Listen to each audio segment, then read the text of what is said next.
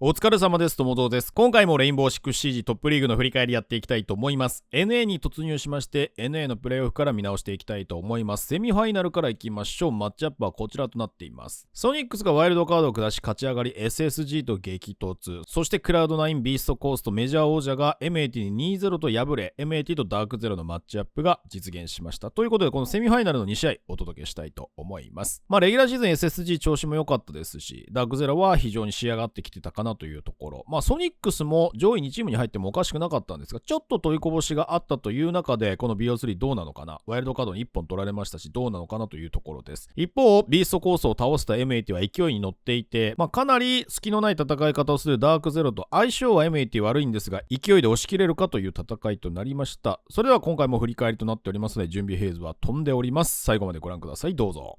アジトか、ソニックス。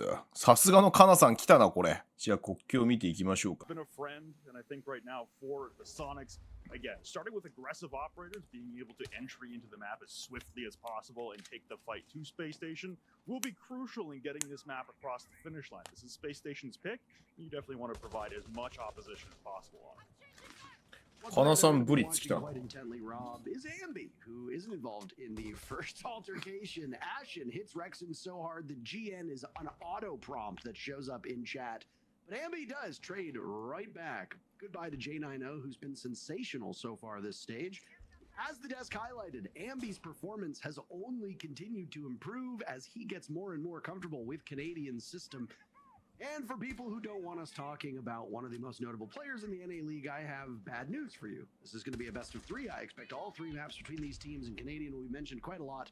He has made SQ better. He's made Ambi better, too. Halfway through the round, and both teams have lost one player.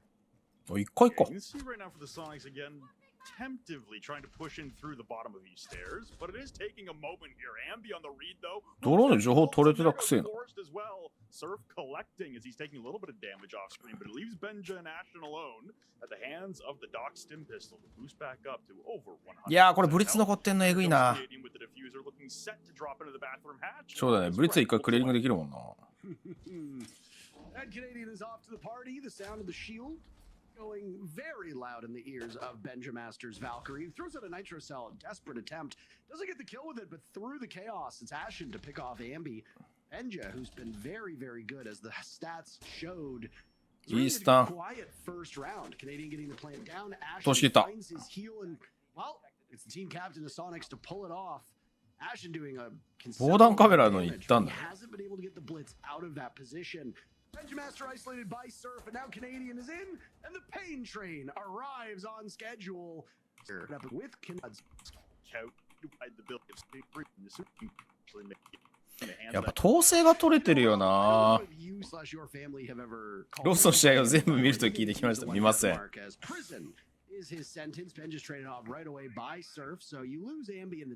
んかどっかでキルが発生しても絶対カバー取るもんな、ソニックスって。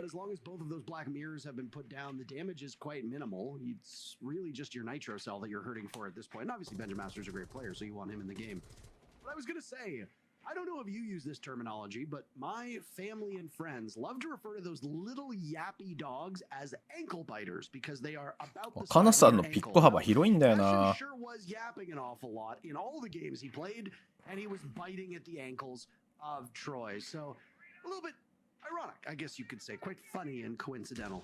The Canadian now not on the shield operator, instead on Twitch, getting information with the Twitch drone, but more importantly, quite a bit of value.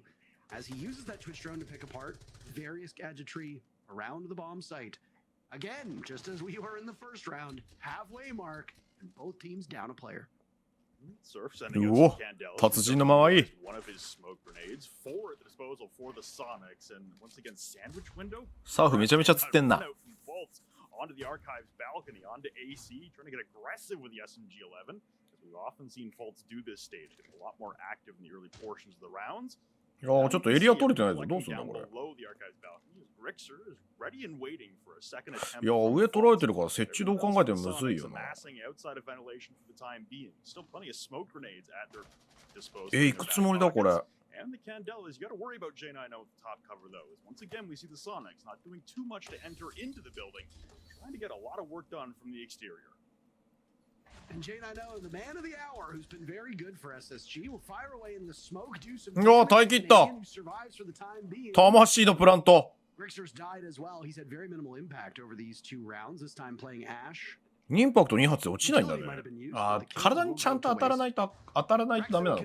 combining for less than 1 player's worth of HP. That puts an awful lot on the shoulders of Surf, who's 3-0 to start this matchup.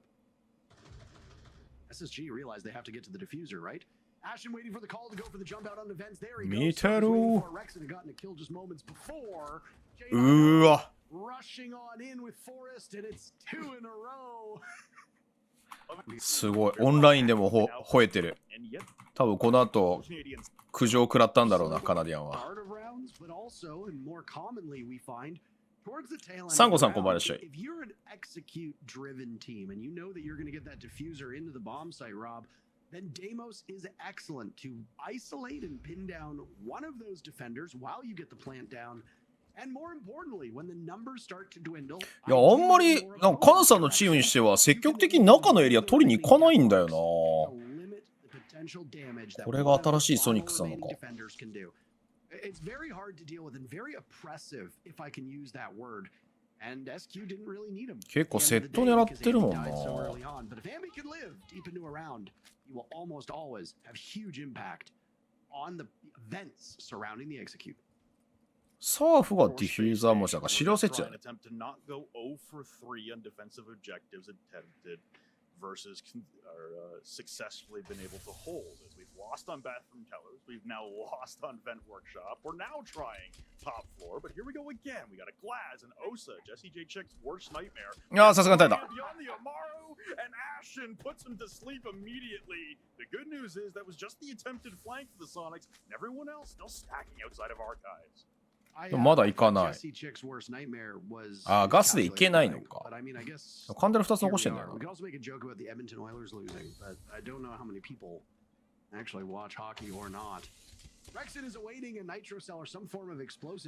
サーゲンさんこんばんいらっしゃい。ちょっといけないよな、これ。ニトロも2つ残ってんだよな。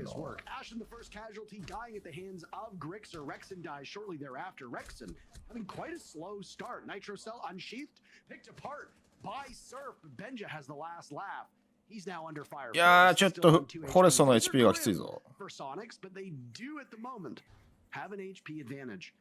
There's still 30 seconds left to find these last 2 players for space. いやー、グリクサーきついな、これ。いや、でも、重いぞ、これ。トラックススティンガーが重いぞ。フォレストさん、トラックススティンガーでチュンっていっちゃう。これ通るんじゃないこれ。後ろだ。あっ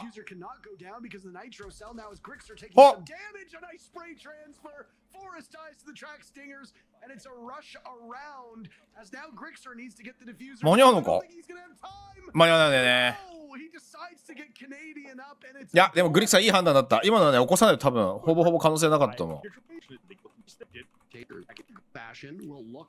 今のはしょうがない。いや、やっぱレベル高くておもろいな。アッシュなんでプロのさ、ショットってこんなにブレないの？リコイルないよね。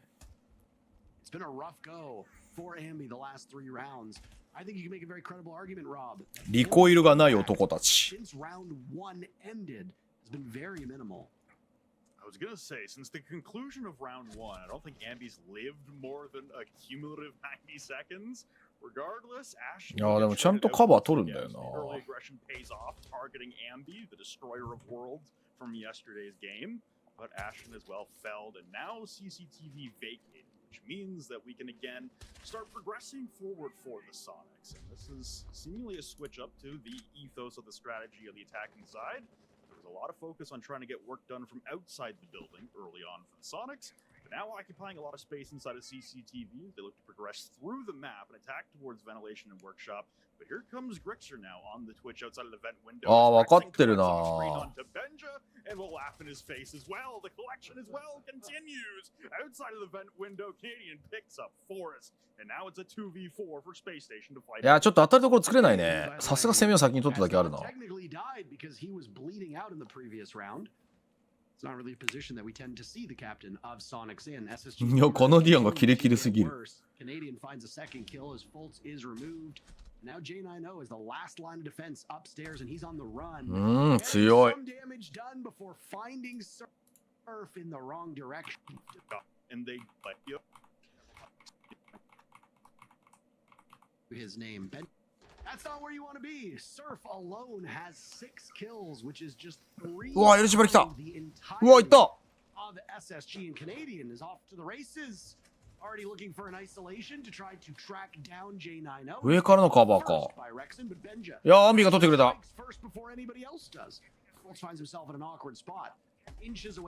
わあ、絶望。うまいかな、ディアン。マジでうま。Ashen and Forrest are the last two standing. We are not even a minute into this round. And there goes the death mark. Rexon on that operator, on Deimos. うわー、ここでデスマークは結構絶望的だな。いや、上の車線切られてる。あ、でも彼女落ちちゃった。Now Forrest will have to deal with the other 3 players of Sonics, and there's about to be another death mark on the board for Rexon. Grixer and Ambi are still in play too. You can make a very credible argument that these are the 3 prongs of the attack. 強っ。 And boy, oh boy, do they strike right in the heart of SSG. 強っ。 And the Sonic depth of Dark Zero when they これ仕上がってんな、ソニックス。バチクソ強いな。 for us to get there. As exciting as Space Station versus Sonics is, Rob, I gotta say, Dark Zero and M80 is gonna be an absolute nightmare for both of those teams, and I'm gonna enjoy every moment of it. I don't know about you, it's gonna be very entertaining. M80 in their matchup against the Manchester Major defending major champs of C9BC absolutely slaughtered them, a 7-5, 7-5, and M80 looked spectacular. Hyper in particular looking like he's managed to shake off all that rust and is back to fine form. Whereas Sonics, it's a little bit of struggles against Wildcard needing all めっちゃ駆け引きしてる。 But today SQ showed up to play and they are doing very well on ごめん、こっちか。 Yeah, I talked about it coming in as well as we were loading up that you don't want to replicate Yo. the same slow start the Sonics had yesterday. And be allowed to live for more than 90 seconds. あ、角待ちしてたやつは倒したのか。 But he cannot tack on for more. His fault with the response will shut down Ambi's reign on the armory wall. And it's a double repel. 今ちょっとだけタクティカルクロスボウ遅れたな。 Deep inside of archives and office now. As this is good control afforded to Sonics, as it should be mentioned as well. This is Space Station attempting their 4th objective. They have run the gauntlet here on border, opting to go to customs and supply, seemingly out of desperation for traction in this match. Benji will get droned out inside of Workshop, and again, he is on an island. The closest SSG defender to him, you could argue, is either J90 in sight or Ashen upstairs. They're about equidistant apart, but nonetheless, it's Benja with an SMG-11 against the world. ベンジャーの位置終えたんじゃ So ない much control inside a workshop. He's been droned out, and he doesn't look like he's gonna last much longer. あれ Oh, Benja. まさかのピークされた。 And he says goodbye. 奥が打ったらまさかの手前がピークされた。まさかの展開。 In Montreal, and he is eager to go back into that. うわ、相打ち。ベンジャーよく持ってったね、それ。 Take out Rexon, but it's a perfect trade. It's odd we don't see those all that much these days. Canadian thinks he's under watch, being surveilled at some point. He and Surf combining for 11 kills. That's quite the tally. There's a read through the wall, but Canadian is in trouble. He sees that there's a ping as well, and it's Ashen with the super shorty out to tackle that obstacle. Surf running out of time. J90 finishes. Active gunfight in the ちょっと作業関係側が落としきれなかったね。まあ2対4に持ち込めたのは SS としては OK だけど、まあ国境だからな。3本惜しかったかな。リザクラさんこんばんいらっしゃい。I'm a little perplexed by Canadian's position, by the way. He's trying to smoke off the top stairs and outside onto the balcony, but I mean, he's at top east. That's not exactly where you want to smoke to be. You typically want to stack up on either the A door, which is over by archives, or you want to stop somebody from being able to just walk right in. That's, you know, that's Surf, not Fultz. By the way, it shows Fultz on your screen, but we were actually watching one of the defenders アーシュンやっぱうまいな。絶対ファースト取りに来るもんな。これ入れてる。どう守んだ。Right in, they deal with the mirror window from an elevated Twitch drone. The plant is going down as Canadian has been downed, but not out on his return through 90. As Ambi tries to push into CC with his comrade of Rexon, but they all go down at focus. いや、これ NA のチーム仕上がってきてるね。めちゃくちゃレベル高えな。だから順取りじゃないんだよね。結構その最小限取るべきエリアをパワー強くかけて取ってるような感じだから面白い試合展開になってるよね。Roaming on the smoke away from the bomb site, this time down inside of waiting room. He was on the east stairs. He was red pinged out. Now he's returned to the. 河野さんすごい位置で守ってんな。 Which is a Selma breach onto the passport wall. He can continue to wander. He hears shots ringing out from behind him. He turns tail to run towards Tellers. Interesting decision, honestly, for an operator that really has a lot of rounds played in the history of Rainbow Six Siege on the objective with an area denial utility that is really well designed for plant denial. He's opted to go for a venture. Ambi though will also go for these stairs. Say goodnight to Ashen and Fault as the diffuser as well. Not sure if Ambi caught that in his melee, but at the very least, he's established the Sonics a two-man advantage. Well, this is not what SSG wanted by any stretch of the imagination, especially not when you. まあでも国境はこれやんないといけないからね。強いアンビ。すげえ。You'd managed or one round away from drawing even, and you'd won 2 rounds in a row. Ambi is eviscerating every single player that he comes across in this server, Rob. It's all up to Forrest and J90, both of whom find themselves at the bottom of the standings for SSG, which is an odd thing to say because usually they are far better. カメラすら壊さずに。 Hasn't been a lot of damage done to Sonics. Yeah, Ambi and Rexon have taken their beating, but they're still very alive. 惜しい、いい気持ち。 He's 2 and 8. Those are dreadful numbers in a very important match. Forrest dies at the hands of Rexon, and now with 40 seconds left, J90 has plenty of time to think about next steps.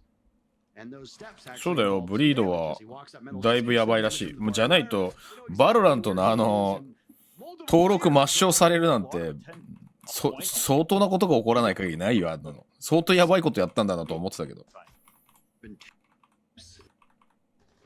2 exothermic charges by Forrest that will be used elsewhere as SSG for the next 2.5 minutes will battle against this bathroom teller's bomb site and try to prevent Sonics from going to match point. You can see SSG as well. We saw a lot of creative lineups on the attacking side coming out from the Sonics.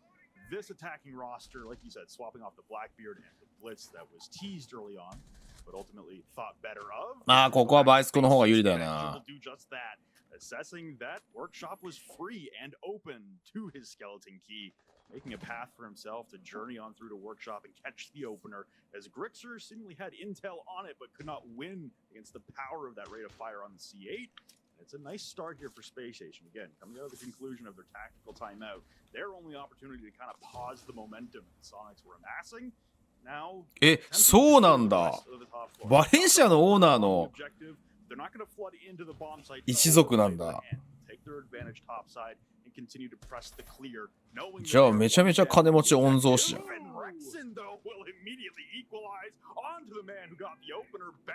今のはなんで抜けたか謎やな。All of a sudden, Space Station now in a bit of a hole as they've lost their soft destruction to utilize from above, and now they're facing a head-on war up against a man who is overheating on Rexon. いや、ちょっと取れてるエリアが限定的すぎるぞ、これ。Magnified T5 scope, by the way. I'm quite stunned that that one was pulled off the way it was, but I mean, Rexon is a terrific player. We've talked about this an awful lot. Historically, when Rexon has failed to show up, Sonic's success rate is very, very poor. ドローン回せないのか。なんかグレーゾーンがめちゃくちゃ多そうに見えるな。 Leading the entire team, though Ambi, Grixer, and Surf are all tied with 7 kills right behind.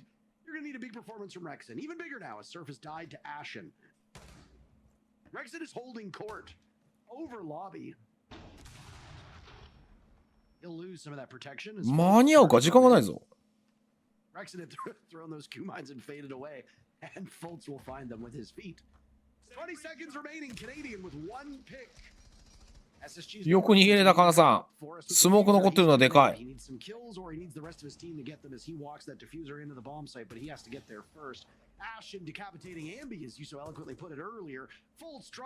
バレンシアって今どこにいるんだっけ？南部にいるんだっけ？お、打ち勝った。よく打ち勝ったね、今。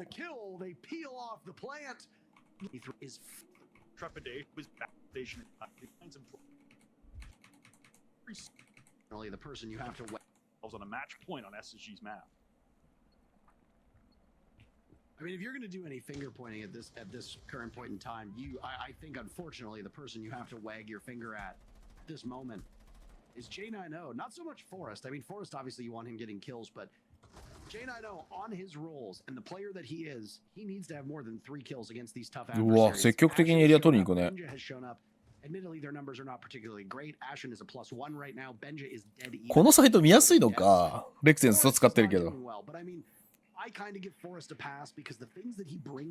あ、バレンシアラリーがいるんだ。なんか一回経営なんで降格とかしなかったっけ？あれ気のせいだっけバレンシアって。He plays a support role on this map, so he's not always involved in the killing. Canadian being picked off first as the smoke is an excellent start for SSG. いいロック。 Also grab Ambi, who peeks and gets destroyed by Fultz, so I guess he heard me speaking ill of him and tightened up his game. What a lead for Space Station with half the round to go. Absolutely. Once again, Benja getting active early with that C8, getting into the building, getting the opener, this time onto Canadian. Again, the roaming smoke. But we do see the reemergence of shield play coming out from Space Station with their backs against the wall, opting to put Forrest on that blitz. And this is one of those keyhole operators that he can play that can really disturb defenses and really make lives miserable on the defense. いやー、ちょっときついな、さすがに。スモーカー最初に落ちてるのがきついよな。レクセンどっから来たんだ？ Now the bomb site, which is armory and archives, is still held, and Forrest will flash out Rexon on the middle stairs, and now they all float into the objective. And there's the shield. Forrest catches Surf completely blind like a sitting duck. Grixer tossing up the desperate Nitro cell, and he's isolated. Is Forrest going to get a third? Yes, he will. Space. A lot of argue. I mean, have also learned their lesson from the round previous, which was. Yeah, Forrest is good on blitz. うわー、懐かしいミラ来た。 At getting into the map and really just being a bullet sponge anywhere we want to go. So we see the return from Forrest after a 3K, and now running headlong into the mirror windows will be Ashen with the Ash charge. バレてるバレてる。 Be capable of dispatching those. But for the time being, the mirror window stands. あー、うまい。 And Ashen taking damage. うますぎレクゼン。酒河原に潰すのうますぎだろそれ。わざとまあでもあの位置にアッシュンが入ったってことは釣ってるって感じだもんな。いやまだフォレストのブリッツがいるぞ。まだフォレストがいる。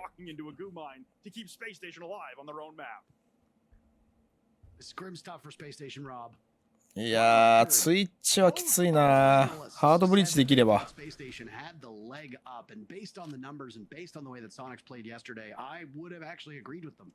I would have said that this is Space Station's matchup to lose. And so far, it has proven to be theirs to lose. At the current moment, Sonics are about to beat them unless something goes terribly awry. Forrest, who has started picking up kills, which is excellent for the team, has a much harder job ahead of him, Rob, and that's getting the diffuser down successfully. やっぱ昨日の G2 戦と違って NA だからめちゃくちゃ時間いっぱい使うな。Which is really quite dreadful and an unfortunate situation to find himself in. うわー取り切った。2だわ。Goes on drone. Forrest gets punished. J90 as the last attempt to save Space Station. 嘘だろ。いやソニックスマップ全体でのカバー能力が高すぎるな。なんだこの強さ。そしていきましてエージ2。うわ攻め楽しみソニックスの。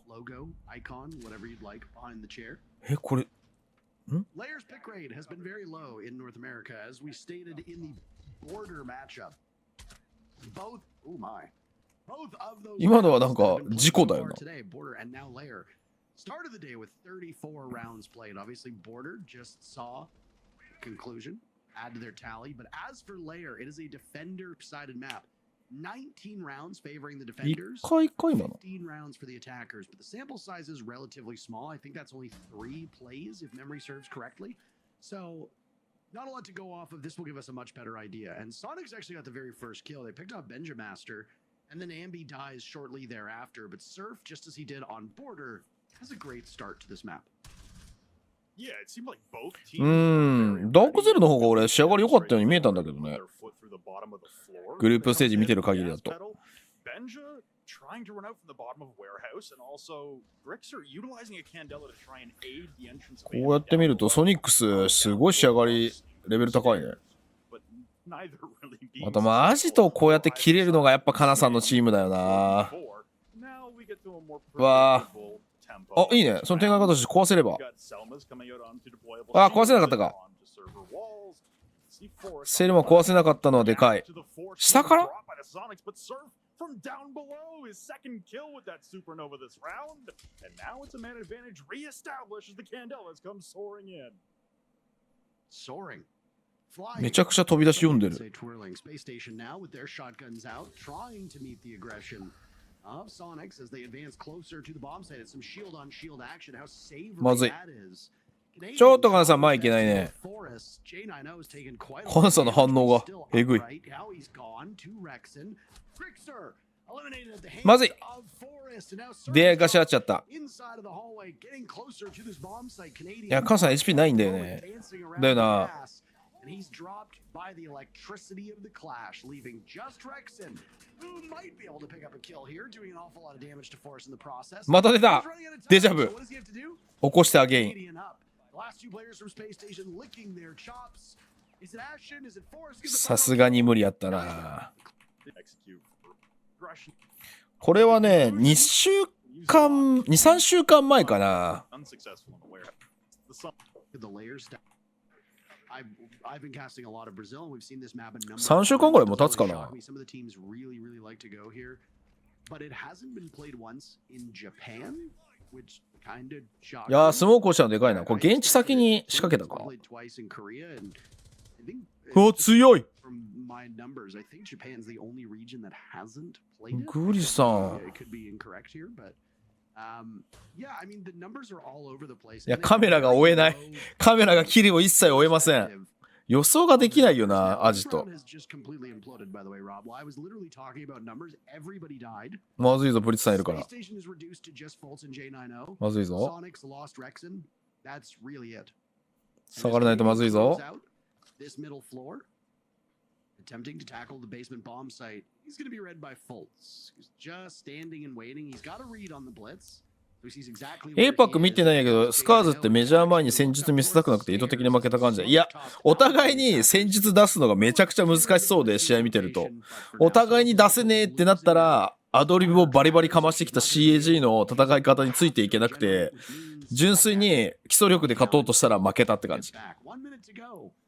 まあ作戦スカーズの方が若干出してた感じは確かにあるけどね。CAG はマジでアドリブ合戦してた。あれ？あれ？入っちゃったよ。いや、これ上の車線で絶対現地管理できないんだよな。戻るしかないんだよな。地下、広すぎんだよ、地下が。い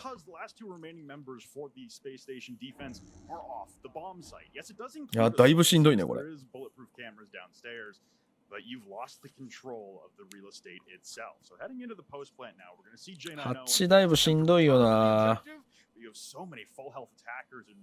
でも行くしかないんだよな、8ダイブで。あ、なんか上に来てる。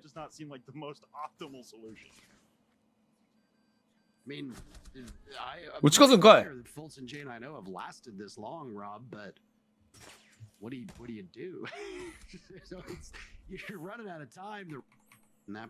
今のラウンドは結構マップの集中度に対して SSG が劣ってるかもっていう風に見えるラウンドだな。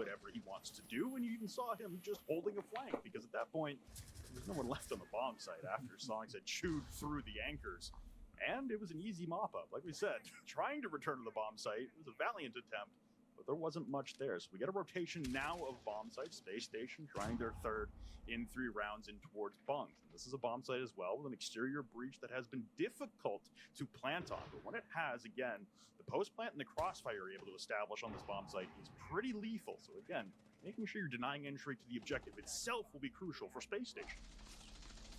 Ashen with the very first pick on the Canadian. That is a devastating loss. And Troy already having a rougher start to this layer matchup. ちょっとカピターが落ちたのきついんじゃない？クイーンさんいらっしゃい。Cap gets a fair bit of play on most maps at this point, and with how smoke heavy Sonics have made their executes, well, that's a rough position for the team to be in as they have no backup. It's just all flashes, breaches, and pocket EMPs. Surf will tear through the floor as he assesses the main entry into the bomb site down below. That breach has been opened and cleared. めちゃくちゃ指令センターってさ、作戦司令部か。床抜いたらこんだけ車線通んだね、現地に。でもカピターいないんだよな。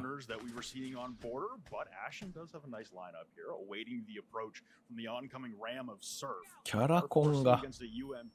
There's been many years of Rainbow Six history where the R4C has reigned exceptionally dominant over the UMP in many gunfights. But the waltz in from Surf into でもめちゃくちゃ時間いっぱい使うな。 staring down office, waiting for the approach of the defenders who do hold the mantle of top control, making sure that there's no soft destruction being employed by the defense to disrupt any plant attempts as the exterior breach was opened up. But now everyone pouring towards the bomb site. The Sonic's getting picked apart, but at least Grixer has one response. いやー、ショットガンの距離。There's that super shorty again from Ashen. Didn't he do the exact same thing to Sonics on border? Last 2 players from SQ will あ、でもディフューザーがドロップしてんのか。2 pickups for SQ this stage showing his worth. The pre-fire now will take out Surf leaving his last man standing. うまい。 That will happen from Ashen as he's user and use because full Mary favored now. Well, that would mean lab and lab support down below, and then obviously office and Rainbow Six room above. Just leaves the 2 middle floor bomb sites. And, you know, when we get to Montreal, the one thing that we will do is be able to grab information from every single region and be able to say with confidence, how does Layer play out internationally? Is there a trend line here? 思った以上に攻撃取れてないね、ソニックス。Layer is a defender-sided map at this current point in time. But again, relatively small sample sizes. The one region where the map is played the most in Brazil, it's like 60-40, which is quite honestly a defender-sided map. And quite stark. It's not like 55-45 like a lot of maps that we see at the moment. But again, maps tend to start out very defender-sided just as teams learn them because it's hard to attack a map that you don't know all that well. マグネット起動する前に投げられたんだ。 The more familiar teams get, the more that the attackers will be able to do a good job, but not even that. It can swing both ways. Attacker-sided maps can go. またエリア積極的に取りに行かないね。 That's going to be the fun thing to watch. Halfway point in this round. Fultz is dead. Surf almost died. That's where we stand. Yeah, it was very early aggression onto Surf. またじわじわと攻めるね。 He just took that exact amount of damage in the process, and yet it's the Sonics for the time being, as Ashen will respond with an M590 to the face of Surf to, at the very least, get one back, but also that hold at the top of the green stairs for Space Station's defense picked apart by one breaching charge. I'm pretty sure a soft breach charge onto the castle window on the Skybridge hallway also took out the deployable shield in the hallway, which would have been just a tough error for Space Station having that utility set up in a position where both could be claimed. 上を守ってる SSG。 This is still man advantage for 3人で上で現地管理するのって難しくないか？ And trying to hold down the objective as all 3 defenders are upstairs, trying to utilize the soft destruction in towards bunks, which is very powerful. There aren't many places you can plant for free in the objective, and that is what Sonics are about to learn. Oh my. Around the corner he goes with shotgun in hand.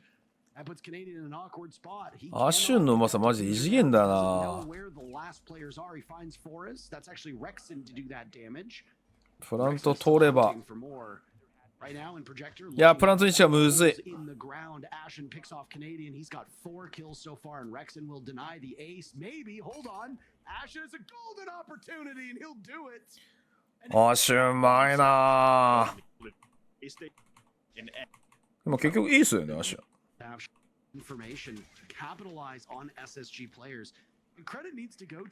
ちょっと思惑通りにいってないね、ソニックスは。さっきの国境ほど攻撃に鋭さがあるように見えない、アジト。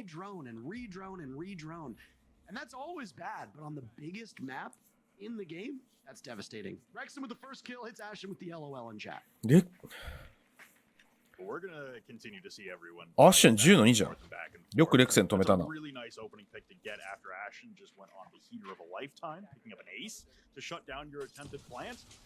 This time you're able to silence him in the first minute of the preceding round. Still got Canadian on the blitz, being slowed down by the clash. This is an encounter we saw the last time this objective was held by Space Station, but now frag grenades in response down the server hallway will fend off Forrest momentarily, but he still stands on 125 health, causing a lot of distraction and disruption for these Sonic's attackers. You will again stare someone down from the display window. This is Grixer outside of the bathroom double window. クラッシュが重いね。Yet the Sonics, after acquiring that opening pick, they've done nearly all the health necessary. ハンビー。これはルーキーの超反応出たよ。若さがなせるエイム。But the sight control still remains nearly impervious for Space Station. Shotgun on the come up for Fultz as he catches Ambi looking. And that's a very crucial avenue now being held by Space Station as they are still behind in numbers. Fultz looking for one more and he'll have to pick his poison. Two separate players from Sonics inches away. His focus is on Grixer, who he'll have to deal with a shot. よー、打ち勝ったんだそれ。Puzzlingly wins that engagement with a single point of HP. HP 1。Too close for comfort. J90 outmuscling Rexen. あ、有刺鉄線で人間になった。Last one up and he's on a collie. That is not great. Looking for the non-shield. Oh my! Quick scopes Forrest. A drop from J90. Sidearm will come out. Oh! The drop out and Forrest saves the round. サーフさん。いやー、今のラウンド落としたのもったいなすぎるな、SSG。結構今の運命を分けたラウンドだぞ。全然盤面うまくいってなかったからな、ソニックス。だいぶ良くないですよ、これは。ワニパにしらっしゃい。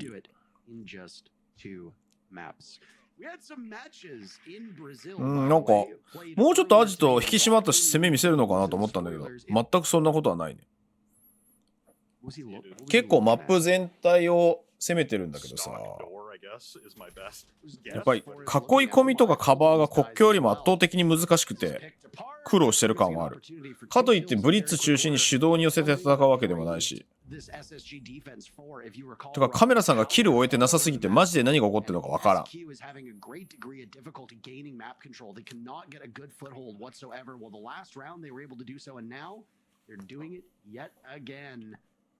SSG losing Forrest and Benja. Benja is about to go the first half without a single kill.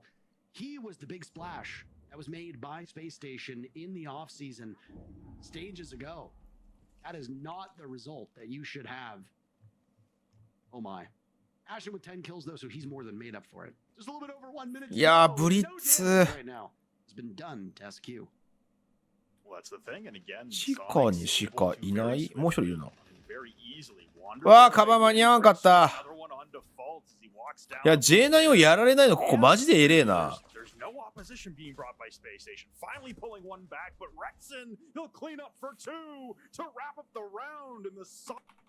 いやー、これでかいな。さっきのサーフのクラッチがだいぶ響いてるな。4-2 で折り返せる可能性十分にあったのに。マップ広すぎてカメラの操作が追いついてないです。いや、単純にメタが分かんなすぎて先読みできないんだと思うけど。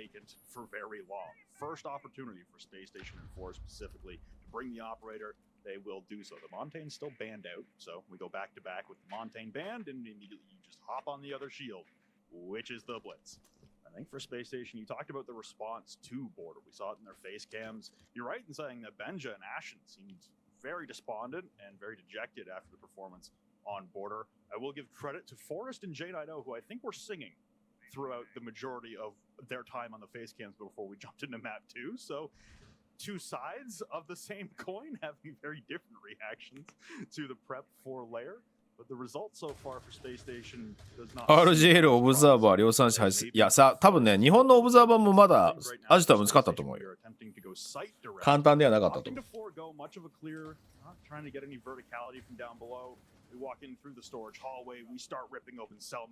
一回いや、これ現地大しようとしてるけど、いけんのか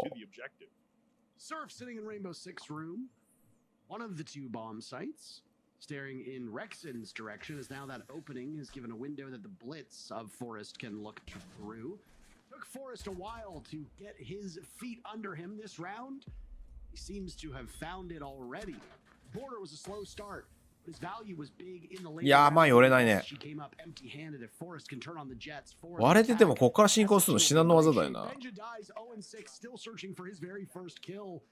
That is not good for Space Station whatsoever. Forrest had taken some damage at the breach as well. Surf is down for the count.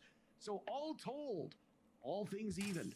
Vault in now, heading towards the B-bomb site. Forrest in display, out-dueled by the Legion, but Ashen is there for backup. Ambi with one. Ashen's patience is rewarded. And suddenly, いいカバー。レクセンが強え。Half of the battle is occurring in chat. アッシュ13の4なのにベンジャー0の6だぞ。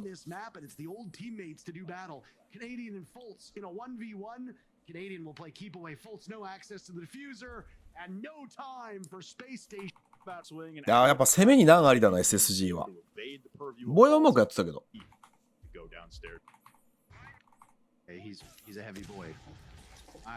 シルバーさんこんばんいらっしゃい。Still, despite the fact that Thatcher in particular is actually probably my most played attacker. Well, maybe not as of late, not since they introduced the pocket EMPs. Versatility is the spice of life.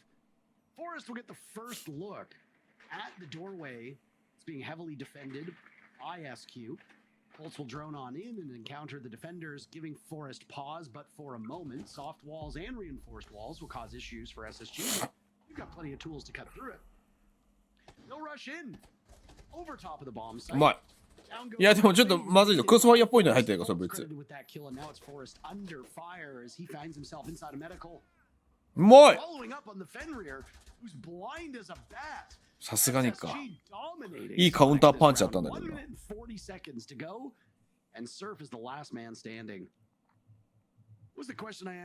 いくらサーフでも 5v1 だもんな。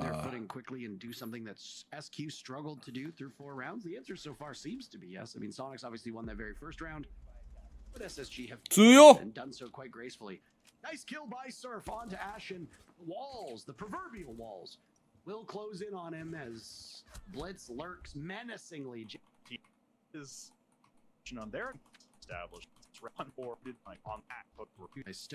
森さんっていつも眠そうな顔してますね。カメラの角度にもよるんじゃない？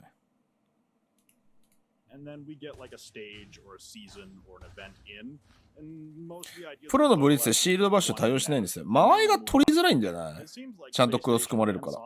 Have very different philosophies, at least on the attacking side, when it comes to how they want to operate, how much map control they feel they need, how much they need to worry about a roam as compared to just being able to flat out ignore it. And I think for Space Station, their philosophy is the more widely adopted one, which is taking the roam head on. And we saw from the Sonics, every once in a while evading the roam and going site direct was beneficial. But more often than not, they were caught off by some verticality or caught off by a roam earlier on in this matchup. I think right now for Space Station, they have the right idea. It's about being able to execute in a timely manner just because of how large layer is. It's so much real estate that if you are going to go for a full kill, if you are going to try and take down a bunker setup of 3 to 4 defenders away from the objective, it gives you very little time and utility to actually put the bomb down. Oh my, a nice nitro cell from Ambi, and Forrest is left scratching his head at that one. Ambi, not psyched at all. He knows there's more work to be done. As now Benjo will wrap around looking for a pick onto the Fenrir Canadian. Canadian's been a sitting duck, a target 結構我慢勝負だな。 through this matchup. His utility will persist. 次のメジャーのベスト4予想お願いします。Active gadgets are good, but if フェイ you ズ die, then they're gone, and so are you. So the passive gadgets W7M for the time being. BDS ソニックスかな。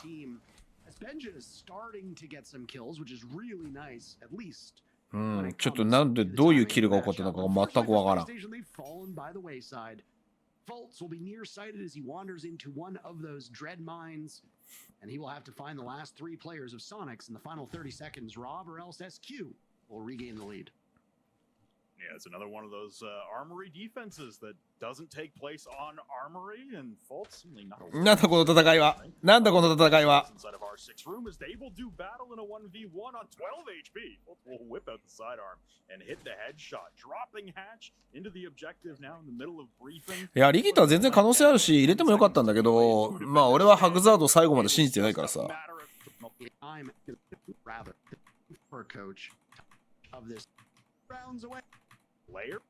あー、シークレットか。シークレットも可能性あるよね。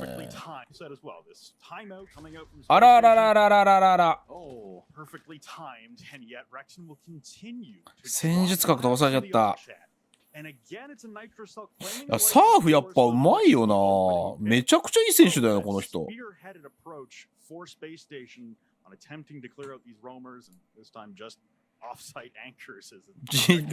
BDS、G2、シークレット、BBS。俺 G2 はワンチャンフェーズ1また突破できないと思ってるよ。To lose first, and Forrest has not had the most successful day so far. His numbers were underwater on border. He did start to wake up. ベスト8の可能性ワンチャンあると思うけどね。ただなんか大会で成長できないと、大会で新しく提示される環境に適応できないと勝ちきれないと思う。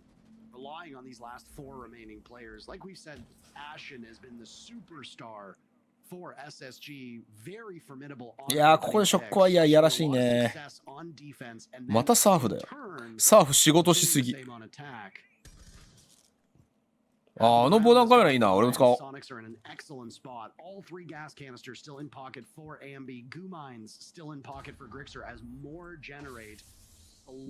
いやー、いいガス。そうだね。ここはもうガス早めに使って分断したいよね。ベンジャどこ抜いたの？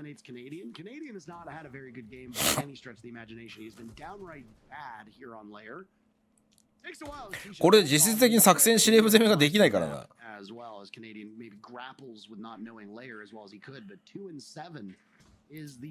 おっと。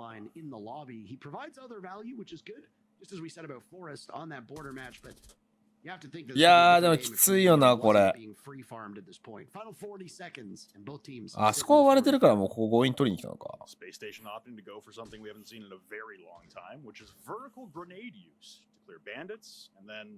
差し役がツイッチだから J9 用かな。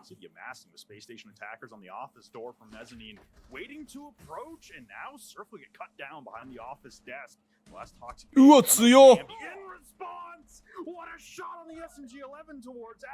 それはずるよ。それはずるよ。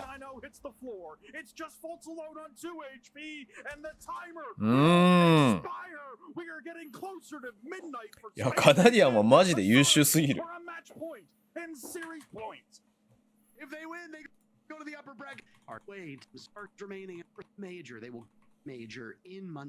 サーフドリップの選手評価で唯一正しかったプレイヤー。へえ。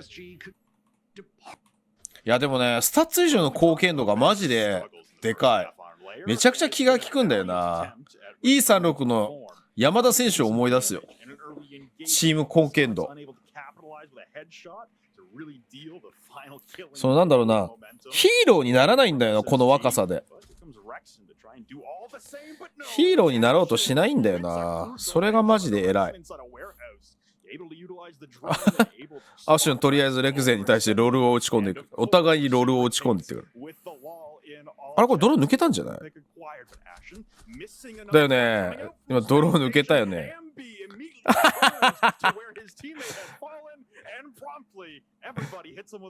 ロール返し。Like I said, half of the battle is being fought in all chat. It's not even in the server right now. Ashen 16 kills could be gone for the remainder of this series if it breaks. いや、サーフは怒らないやろ、こんなに優秀だったら。ソニックスじゃなくて他のチーム欲しがったよ、こんなの。いや、マジでこの年齢でこのクレバーで協調性のある戦い方できんだなって感じ。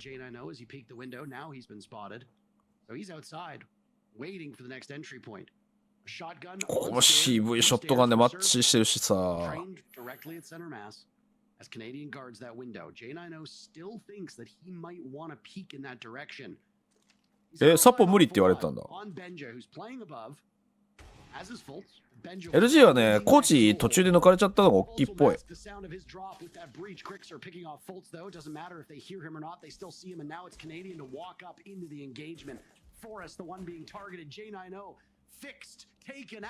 やー、決まった。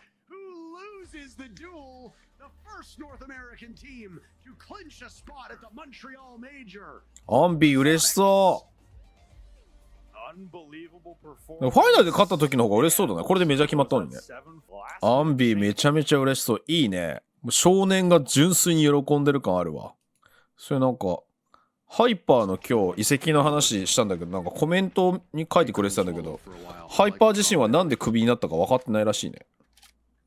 あ、ちょっと待って、マップ版見とこう。まあいいか、これで見よっか。国境、山荘、クラブハウス。結構ベタな構成になったね。で、この国境はダークゼロが取ったね。オッケーオッケー。アンビーとアシュンってもともとあれだよね。同じチームメイトだよね。LG はね、選手良かったけど、マジチームでまとまりがなかった。なんか実家の声聞こえないぞ。なんでだこれ。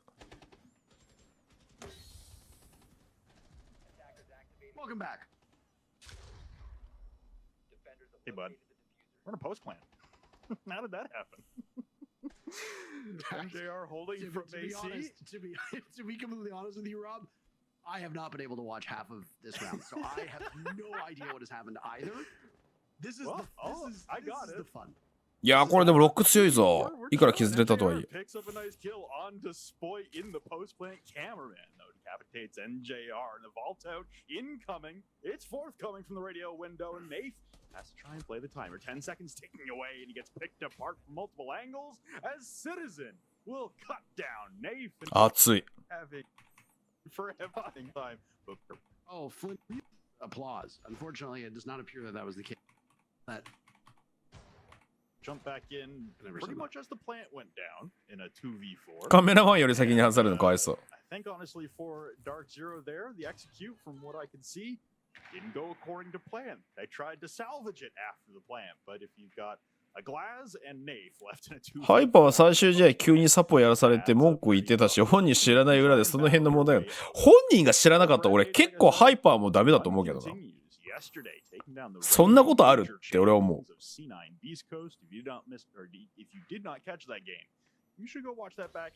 日はね、唯一頑張って指示してる。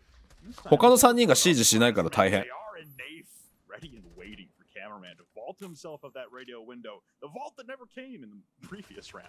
もうシーズンはなんか終わった人になりつつあるよね、正直。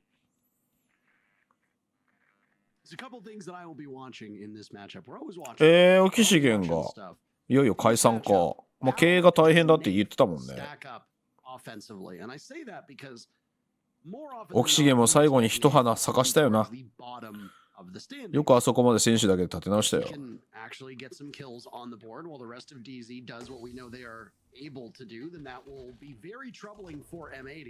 NJR vaults on in. He was dealt quite a bit of damage and then finished off by a Nitro Cell from Citizen. The other player will be Cameraman, who's already dead. But if Cameraman can also have a pretty good day, things are going to go in M80. いや、昨日こういうとこうまいんだよな。This round maybe not in their favor. いや、さすがにきちいよな。It's just Citizen who had that single kill to open things up. With the Nitro Cell, he attempts to get back upstairs. With Nitro shield them up with Ken Noazami.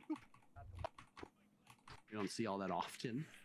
I mean, it is a Blitz and a Monty ban. It's the only shield that you can go. いや、MAT が批判されてるのはどういうチームに作りたいかが分からないからじゃない？とりあえずいい選手取れやみたいな感じになってるのがダメなんじゃないの？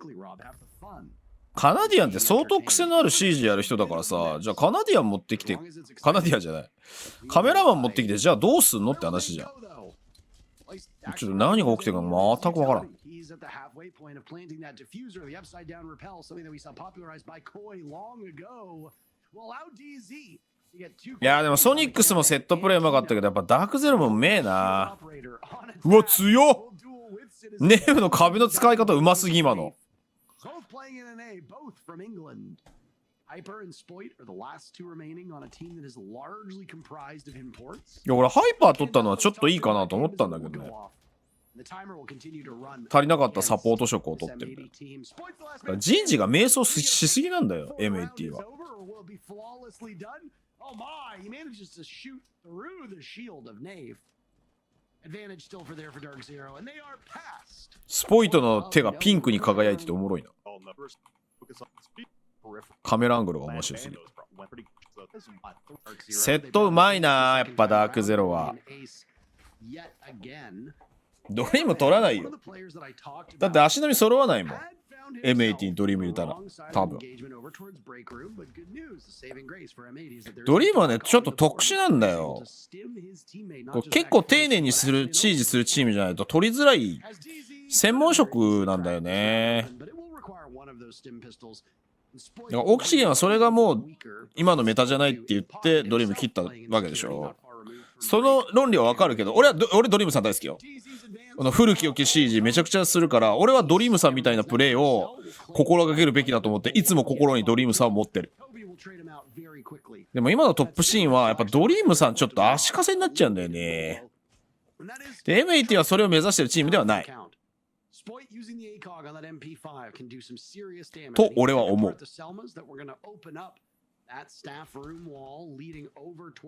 欲しいのはね、強いて言えばリケとかああいう万能型だと思う。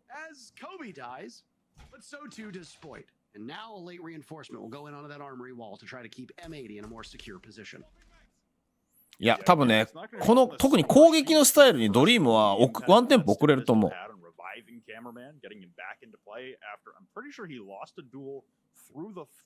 いやでもオキシだったら誰取るべきかな。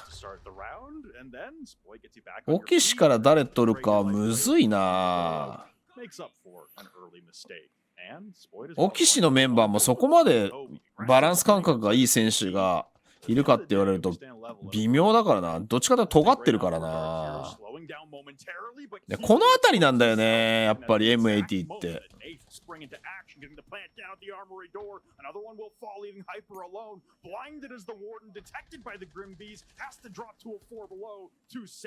いやディアスもそんなにサポートでまあまあいい選手だとは思うけど、世界的に見るとサポートで突出してるわけじゃないからな。いやダークゼラップうまいな。今のは完全に陽動して武器庫一人で言ってたけどフォーカスが全然ずれまあ倒せたのが大きいけどフォーカスが武器庫じゃないから一瞬してプラントいけたもんな。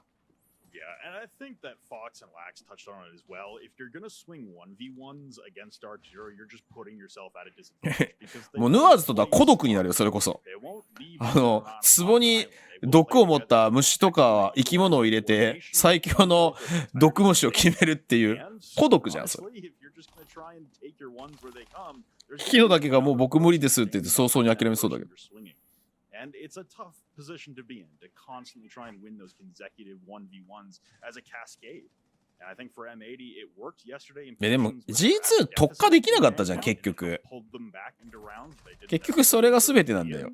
シージバランスなんだよ結局は。Is just throwing away an advantage because as the defenders you do have the clock on your side. The attackers need to move. いやみんな前線やるのは全然いいことだと思うんだよ。そのなんかそれを活かせる方法を取れるかどうかなんだよな。いや今のヨドうまいな。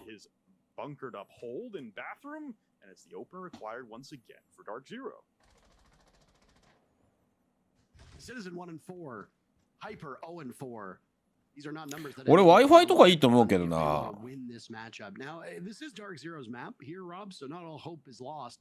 でも M80 はなんかこれ俺の偏見よ。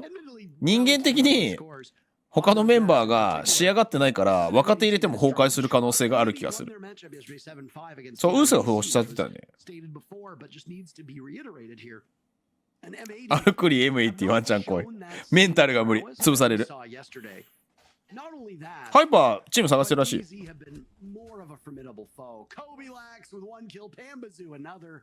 Easy doubling up, and there's 30 seconds left. Boy, oh boy, with diffuser successfully going down, Rob, this is terrible for M80. 強い。Absolutely, and Kobe continues to win his ones up against Kino top side. いやもう何をやってくるかが完全に読み切れてないね、M80。このあたりが M80 の弱さなんだよな。カードの出し合いができないんだよ。力イズパワーしかないんだよな。まあそれを人は脳筋と呼ぶのかもしれないが。Honestly, like a player like Citizen should know decently well. But Dark Zero is just doing it quite masterfully, and I mean they picked this map for a reason. They had to have a counter strategy. ハイパーでも0の5か、この段階で。C9BC. But additionally, they just must be a more comfortable team, and they're really showing it off at the moment. 1 minute has elapsed at this point. M80 の弱点が知能っていうんだ。知能っていうかさ、いやなんかそのゲームマネジメントが日本のチームよりもできないかもしれない。いやもう俺たち強いっしょ、ウェイって。じゃあ相手がこうしてきたからこうしようとか、相手がこうしてきたから俺たちじゃあこのセットプレイしようみたいなのあんまないよね。とりあえずノリでみたいなチームじゃん。いやでもネイフの優秀さ今大会際立ったよな。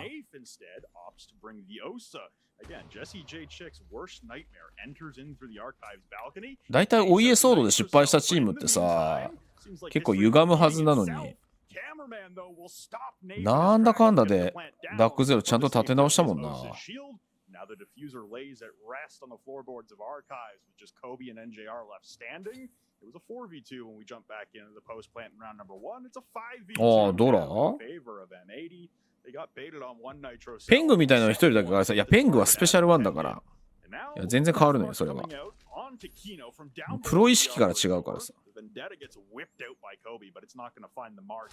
Now NJR wandering into Archives all alone with no friends and attempting to ascend the metal stairs. Kobe will meet his friendly or frequent foe of Spoit on this. M80 君は来年カナディアンコーチに入って優勝します。カナディアンまだあと5年はやります。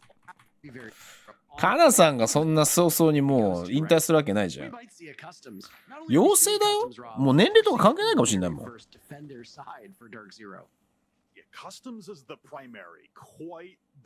いや、俺はパンバには懐疑的。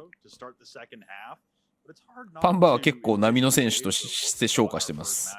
安定感がなさすぎる、マジで。今はかなりこのダークゼロのスタイルで機能してるけどね。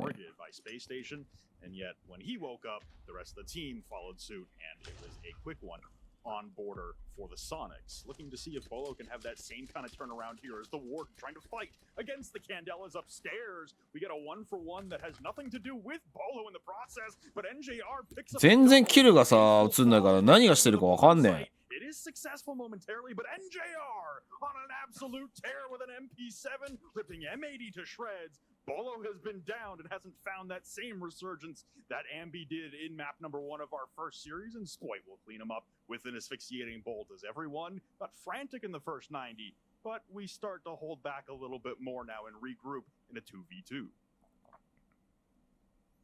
I mean, you've got the bottom player of M80 and the top player is the last two remaining. Problem is neither hold that diffuser. They've got lots of time to correct this round. They're still over a minute. いや、タロンは単純にチームの作り直し失敗しただけだと思うけどね。Fast and furious.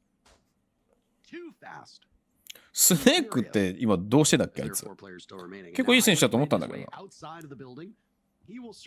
ランピーは今 SSG アカデミーで頑張ってる。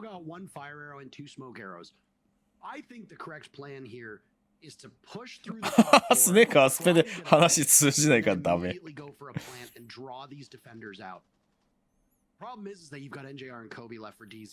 ペンギンを思い出すなそれ。ペンギンはひどいトキシックらしいけど。ああ、これドローンで情報終えてないのか。でもドローンめちゃくちゃ残ってるじゃん。なんでドローン回さないの？ドローン回すっていう概念がないのか、このチームには。ドローンめちゃくちゃ残ってんだけど。ドローン7つ残ってて流さないの？どういうこと？ドローン流すっていう概念はないのか、このチームには。いや、ドローン流してみた方が効率的だったんじゃないか。今ドローン流す時間全然あったよな。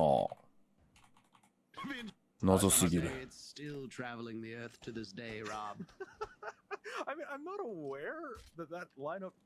フルーリー・エイマーズっていうティア2チームスネーク。ああ、スネーク頑張ってるね、まだ。メンギはトキシっていうか文句言いなんですよ。今も一緒ついてる。いやでもそれはトキシックの特徴じゃない？ SNS でしか SNS 弁慶しかできない。Not bad. I think right now for M80 as well, getting some intel will be nice because if you can spot that Bolo's not having the greatest of games, it can be said. Maybe you might want to identify that as your opening target. Maybe if Bolo is the sole man on a dock holding a crucial position like CCTV, you would like to gather that information on the side of M80.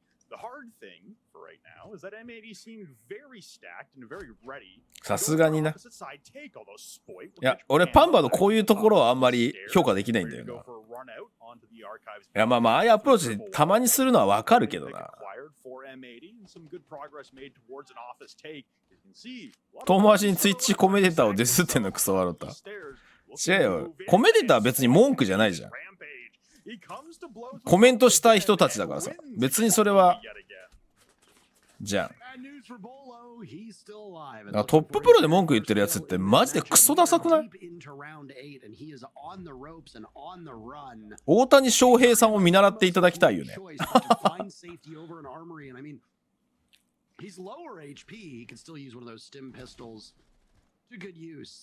強化されてないゼロが活躍してる。providing so much value, especially in conjunction with the Deimos death mark. Another player from DZ is dropped, and Rob, this looks like M80 will prevent Dark Zero from going to match point. さすがにきついな。おお、よくボールの位置見えてたな。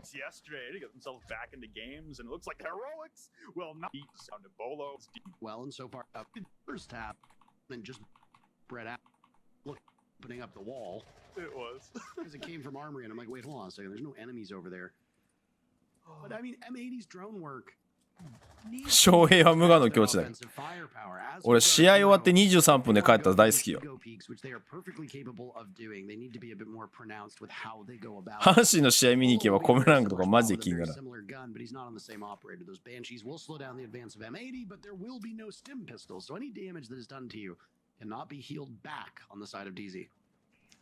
I really do feel bad for Bolo now. He's getting it from all sides. M80 are putting him in a body bag. We're singing his funeral songs on the cast, and now his own teammate is dropping his health. But again, he is on a solo mission to hold down CCTV, and he will say good riddance to that. I've held it for 75 seconds, no longer. He retreats back into Fountain, reinforces the wall beside him, decides to peel back. Yes, this is a Bathroom Teller's defense, although it looks like Nafe. Maybe entertaining a little activity inside of Archives, attempting to swing towards the office balcony. And for the time being as well, M80 not all that interested with attempting to clear the top floor, much more horizontal. But as I say that, you can now see the silhouette start to amass outside of the armory wall. なんか M80 の試合見ても何がしたいのかいまいちよくわからないんだよな。武器庫を取ってきた。よくわかんないね今のも。飛び出して逃げんのかこれ。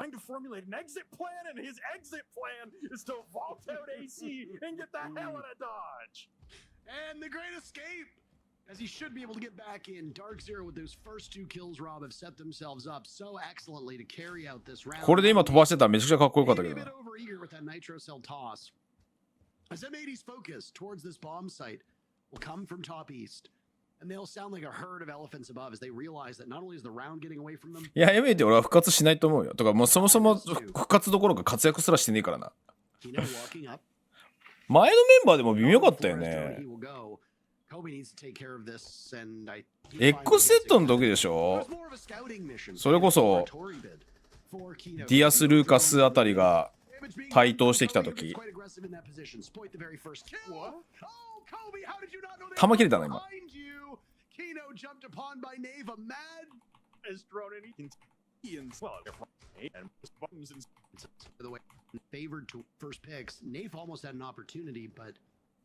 なぜマンチェスターでベスト8になるのか、それはもうノリよ、ノリ。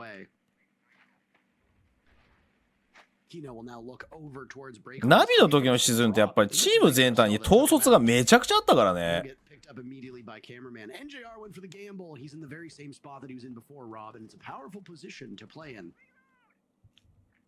それがでかかったと思うけどね。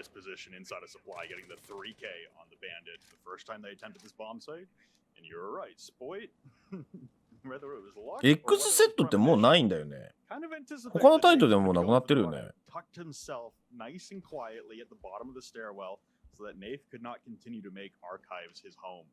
ール0キロマジかこれ。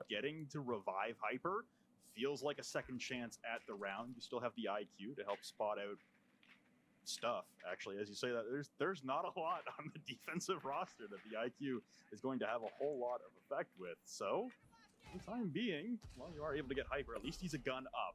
And now Spoit turns attention towards the triple wall, and Pamba turns office into the Pamba party zone, dropping Spoit outside of the triple wall, prepping the radio window, and he goes flying, but he can't connect, and now he's running outside. There is an attacker inside of Archives. またよくわかんない。またよくわかんない散歩してる。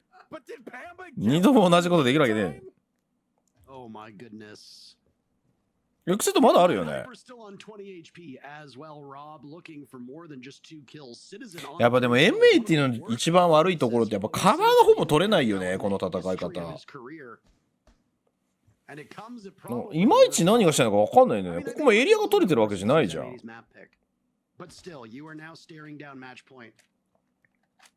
40 seconds could determine whether Dark Zero takes map number 1 and puts themselves in a nice position to grab the second and last Montreal Major spot today. The loser of this match will go up against the loser of the previous match, which was Space Station, where the winner of SSG versus either DZ or M80 gets. まあでも世界王者になった時、時はいなかったからね。The loser of that match will then go to the LCQ.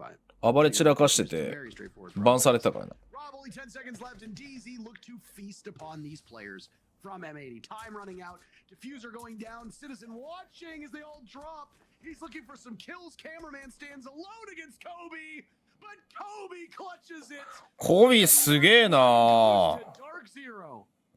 Unbelievable from the 2v4, nearly brought back from the depths of despair, but now. なるほど。あらら、なんかパンちゃんがいきなり飛ばされてた。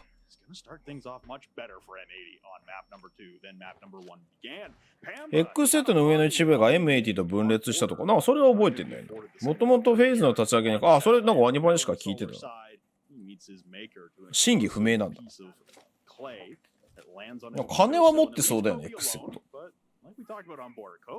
Seemingly very comfortable being on his lonesome, taking on the world with just him, whatever rifle he opts to bring. This time he's got yellow pings onto a defender for M80, holding inside of Kitchen, who hits the rotation just in time, and Bolo! I don't want to talk about it too much, but he Bolo待望の1キル目。 immediately. Striker versus Century, he wins against Cameraman. Huge pick from Bolo. Very important and very impressive that he's able to finally get a kill after it had been so long since we saw his effectiveness, and it didn't actively harm Dark Zero. They still won 7-3 with Bolo getting 0 kills, but you have to imagine that it's a mental weight on his shoulders. So he's a completely new man coming into Chalet. Then まあでも M80 インビ決まってっからな。Both recruits being played is something that you don't see all that often. They're brought specifically for the multi-use utility. Flash goes in, assessing that there's no magnets or ADSs, and now a grenade goes in. It will take out the shield at top of library stairs. And this is very big because now you can tackle. そうや、ボーロってゲハ生活だよな。違うのかな。結婚して奥さんのところに戻ってんのかな。Well, Kino's gonna get dropped inside of library, and now this presents a significant problem for M80 as Spoit We'll also get dropped. It's a boss G on the Dokkaebi of NJR. Say good night. Nath will clean up. いや、メッシはチーム持ってないよ。あれ、アグエロのチームだよ、確か。クルーでしょ。うん、ボーロ結婚して子供できたっていう発表してたよ。3日ぐらい前かな。もう安定期に入ってるみたい。奥さんのお腹大きかったし。Another operator that has been very powerful this stage. We didn't see a whole lot of on map number 1, but suddenly Citizen and M80, they all spring into action. Hyper with 1, Citizen with 2, make mix on board, but I think for this far less more theory crafting that goes into why certain teams pick certain maps. 30 seconds off of the clock, and right now DZ opening up doors. ワイルドが活躍すれば他のサッカー系派生チームも来るはず。いやー、それはなんかあれだよ。あんまり夢見ない方がいいよ。ウルブズも頑張ってるし、あれウルブズだってサッカーチームじゃん。思いっきり EU のサッカーチームで、イングランドのサッカーチームで。結局来いっていう悪い例があるからな。サッカー選手を作った。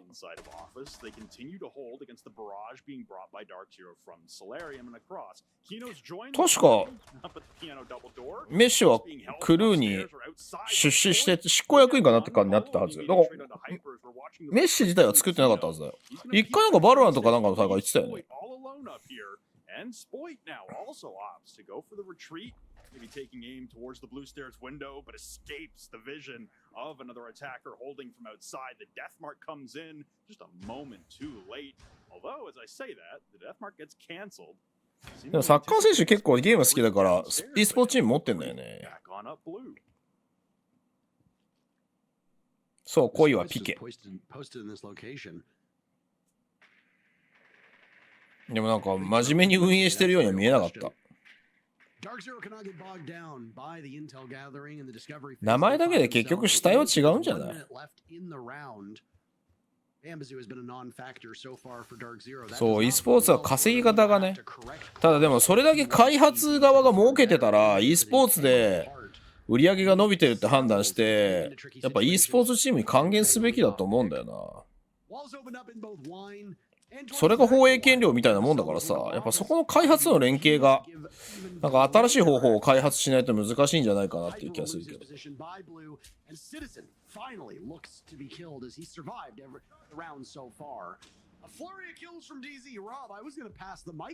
ー、こういうところでやっぱアタックうまいよな。あれ？カメラマンの今エグかったけどな。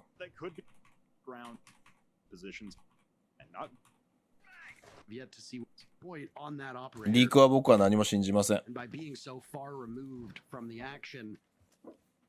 If DZ are not careful, which admittedly so far DZ have been quite careful, but if they're not, catch them off guard. I think it was Citizen or maybe Hyper who was also. いや、俺プロプレイヤー反目するんだったらそのタイトルやるなと思うけどね。Spoit has changed things around and will now get active in the fight. The Ying pushing up. Bambu's attention is over towards bathroom, but I don't think he knows there's one over an office. Whoa. お、よくそこ NGR 見てたな。位置分かってたな。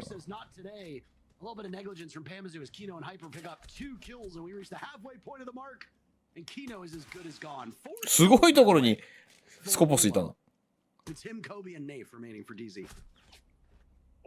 シスがこのマップ暴れてるね。いや、結局これぐらい暴れる人がいないと勝てないってことなんだろうな、エメイっては多分。惜しいね。このマップめちゃくちゃハイパー頑張ってんだよ。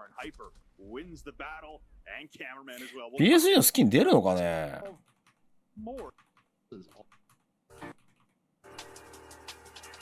NA マジでテックポーズ多かったな。しかも長いんだよね。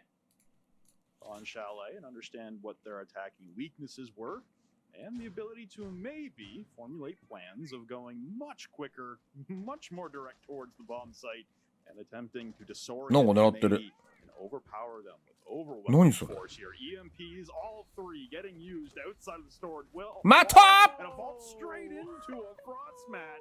Spoit cleans it up on Dokkaebi. That's the glass taken out of play. Nave still on the sends though, tossing projector walls into the depths of games, but instead won't act on that utility. Smokes and sends projector walls. いやー、さっきの EMP の使い方おもろかったんだけどな。結局、デジタルに勝つのはアナログだったわ。デジタルよりもアナログが優秀なりという。そういう話やな。Rob, I believe it's you go woke and then you go broke. I believe that's what the people say on the new Twitter, which is worse than the old Twitter. But not to get political here with you, because we could talk about this for hours, my friend. But yeah, I mean, if your immediate push is derailed, that's basically it. You put all of your eggs in one basket. これ多分プラン B なさそうだぞ。 Glorious bastards, they blew up the basket, and that's just really what happened. M80 shuts you down in your tracks. You've lost the glass, you've lost your smokes. You know, you've got 2 Candelas remaining. You've got 1 roller gadget from the Sens. That's really all you're going to be able to work with. I suppose the Ying of NJR still has smokes. But who would win, Rob? 5 of the most sophisticated counter-terrorist operatives in the world? Or 1 bear trap? Because it seems like we have our answer. 1 minute remaining, and now DZ have to go with a more conventional take. They start by clearing out that top floor. They've lost Bolo now, too, so things will go from bad to worse. You can see on the overhead, we have セカンドプランなさそう、ダークゼロ。 Giving up the top floor, but we're still picking up the pick. Spoit the bottom of the blue stairs. Patch reinforced as a good fallback. いやー違う。もう単純にシズンとドキがそういう尖ったプレイスタイルで活躍してた時とは環境が違いすぎるから、カナさんみたいにアジャストしていかないとダメだよ。その環境に。カナさんはね、マジでそれが大好きなの。だから妖精なの。Identifying one member of M80 over towards kitchen, sprinting past his view, and now just narrowly missing the head, but now the flank arriving, and it will not come up for Alton. Shape battle these about being in a position to take the opportunity to settle down and reorganize their thoughts. Kobe on the ram now. そう、ドキは俺は素晴らしいと思う。マジでアジャストしてると思う。で、自分の良さも失ってないから、俺はドキは超一流だと思ってる。だからパンバゾーとか評価できないのはそのあたり。いや、ドキはね、強さそのままにちゃんと進化していってんだよね、あの実は。マジですごいと思う、あれ。その言葉エレムズに刺さるのかもしれない。いや、俺エレムズは結構頑張った方だと思うよ。でもやっぱり特殊すぎんの、カナさんは。エレムズはキャリアの過ごし方としてはトッププレイヤーとしてやりきった感は俺は正直あるよ。まだやりたいんだったらもうちょっとアップデート必要だけど、カナさんが異常すぎると思う。ペングはそれで去っていったじゃん。やっぱり新環境に合わせる精神的なタフさ、それがもうしんどいって言って抜けてったじゃん。あー、フリアはね、俺一旦燃え尽き症候群だと思う。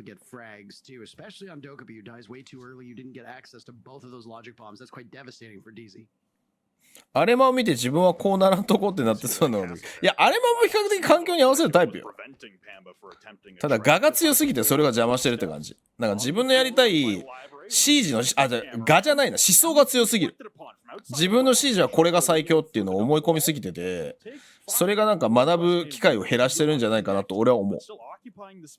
勝手な妄想よ、すべて。みんなこれ都市伝説だから覚えといて。強っ。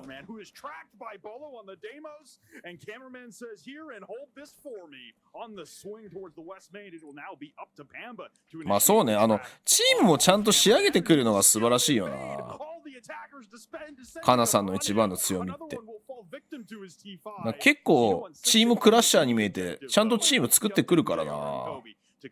ただ最後は悲しい別れになぜかみんななるっていう。まあ EG はそうじゃなかったけどね。単純に EG は撤退したからしょうがないんだけ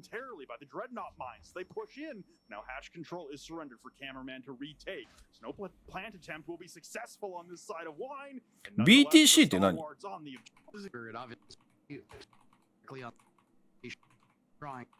？Speak on their map pick of Chalet, proving that it was a worthwhile one and proving that they might have the capability of even returning from that 7-3 loss まあ、あれじゃないスーパーもやっぱ優秀なんじゃない？でもさっきの試合見て結構ビビったけどな。このレベル高いんだと思って。あ、ビットコインなんだ。マオさんだってあれ金策好きだもん。税金対策で、どこだっけあれ？今住んでるとこ税金対策だな。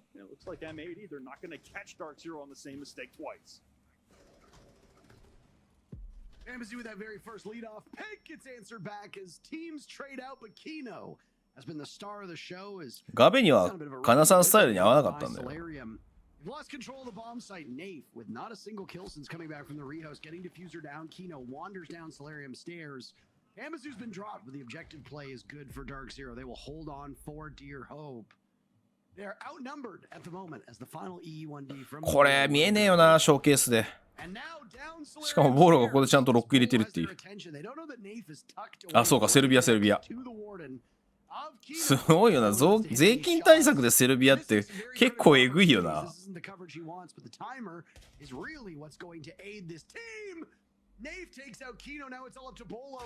あ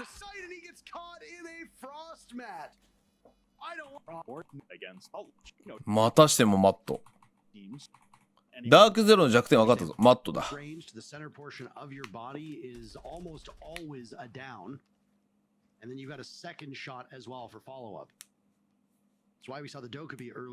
いや、一時的でコーチやってんの。コーチはやっぱり今人材不足だからね。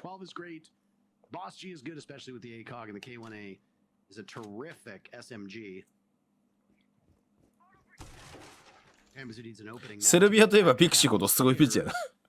みんなどうしてもサッカーの話に例えたがるからね。いや、俺 FIFA やりたいんだよな、今プロ野球スピリッツと FIFA が無償にやりたくてしょうがない。スポーツゲームが無償にやりたくてしょうがない。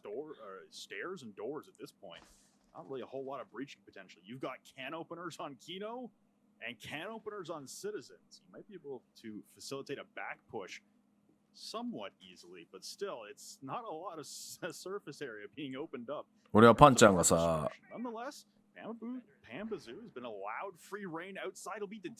パンちゃんがボスGじゃないところに友達になれると今感じている。でも動きがもうランク。い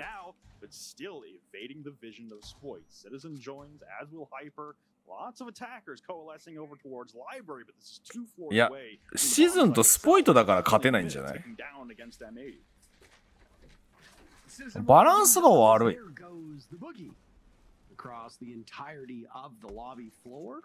あんまり考えられないんじゃない？なんかスポイトもあんまり頭がいいなっていうプレイヤーじゃないんだよな。見てて CGIQ 高いなって思うプレイヤーじゃないんだよな。プロスピ面白いけど NPB 興味ないなら FIFA 一択じゃないですか。いや、そう思うじゃん。そんなことないのよ。俺サクセスモードとさ、栄冠9やりたいの、プロスピ版の。カイロソフトの積みゲー消化できましたか？ドラえもんもできてないからな。ドラえもんでも配信できないから今ステイしてんだよな。い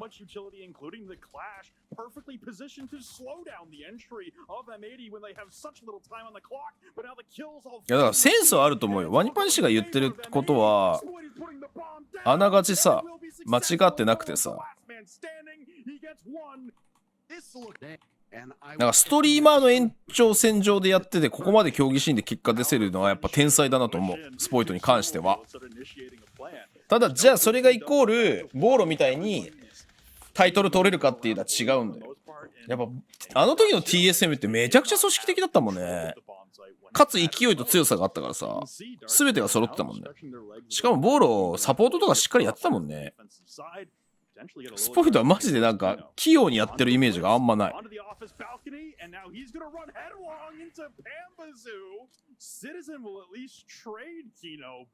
やーでもこれ昨日のブリッツ落としたんででかいんじゃない？徳島って読売か阪神どっちが多いんですか？多分ね、読売だと思う、俺の体感。うちの親父は読売好きだった。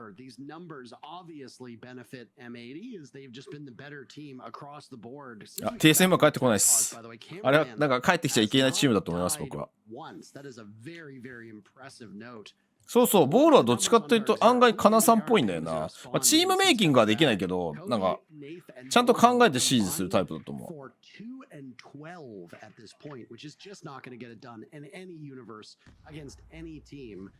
You could throw them up against a tier 3 team, and with those numbers, they'd still have their lunch get eaten from their opponents.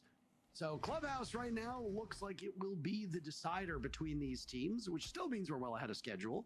The fact that these two matches have been so dynamite for these teams means we've saved an awful lot of time.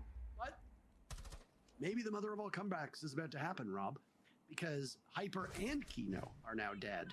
Spoit will die shortly thereafter, and DZ might just be able to do more than a single round in this map. こういう戦い方がよくわかんないんだよね、マジで。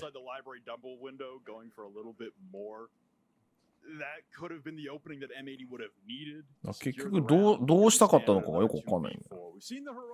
まあ今2回取りに行きたいからスポイトがクロス組める位置ではしご登ったって感じだと思うんだけど。not seem well favored for M80 and doesn't really seem like there's much of an opening to pull off any superhero. まさかのマット。Yeah, Cameraman's gonna vault into a Surya gate. He will die finally post tech pause and rehost. So it leaves Citizen alone now. 組織しっかりしているイメージあった。TSM いやゴミだよ。ゴミオブゴミだよ。TSM は伝説のゴミチームですよ。オーナーがパワハラで訴えられるっていう。結構ゴミオブゴミだよ。だから俺は戻ってきちゃいけないって言ってる。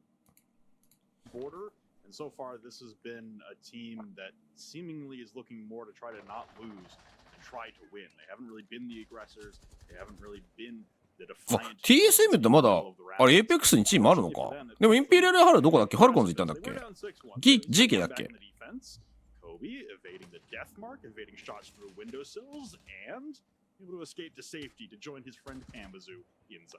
でも闇を感じたのはさ、TSM ってさ、仮想通貨のメインスポンサーがこけたことによって一気に崩壊していったんだけどさ、そこから結構オーナーのパワハラとかが注目され始めたから、金の切れ目が円の切れ目みたいになったのはさ、マジでやべえ闇だなと思った。ファルコンズか。M80 も2年後には CAG みたいに落ち着いた CG してるはず。先は長いね。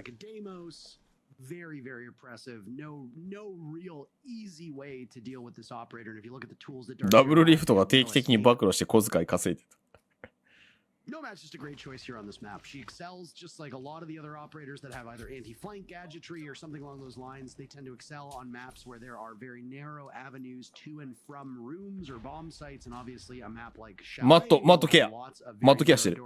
and Nomad will do quite well there. いやこれでも乗り越えちょっと難くないか。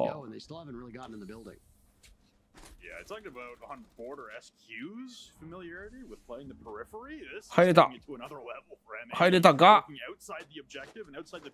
上からカバー。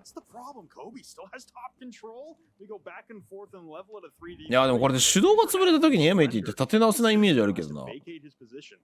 bottom of West Main Stairs and return to Trophy, where the diffuser waits for an M80 attacker to approach. Hyper on the upside down rappel in the Solarium windows. そう結局さ取り直しなんだよね。やっぱさスカーズとかでもさうまいじゃん。一回今みたいな崩し止められたとしても他のところの中核の部分取り切ってたりとかしててなんとかするじゃん。それが M80 ってやっぱこれ見てるとわかる。ねなんかプラン B ないんだよね。これ乗り越えるの相当きついだろう。いやそりゃそうだよね。いやまあそりゃそうなるよね。いやこういうところが M80 の俺限界点だと思うんだよな。だからもう叩き割るしかないんだよね。1回目のだから初動に全力をかけるみたいな。い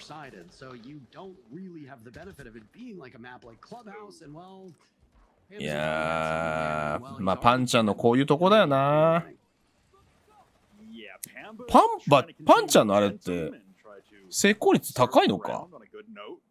NA2024 多分カメラマン Quite a nice shot, it must be said. When you get to see it from high だと思う。 POV, but a snap like that and an immediate demise of Pamba, usually the telltale sign that it was a nice reaction.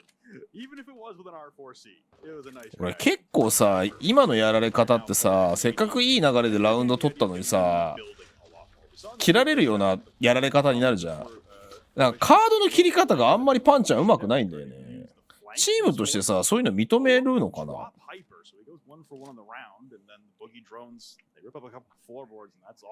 いや別にやるなとか言わないんだけど、なんか選択肢がマジで下手だなと思っちゃう。だから俺パンちゃん信用できないの。不安定だなって言ってるのはそのあたり。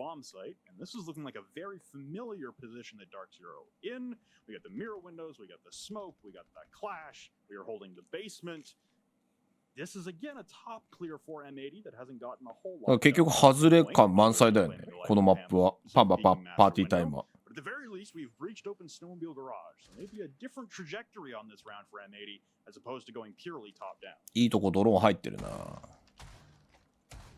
いや、ここ開いたらいよいよプラントできるぞ。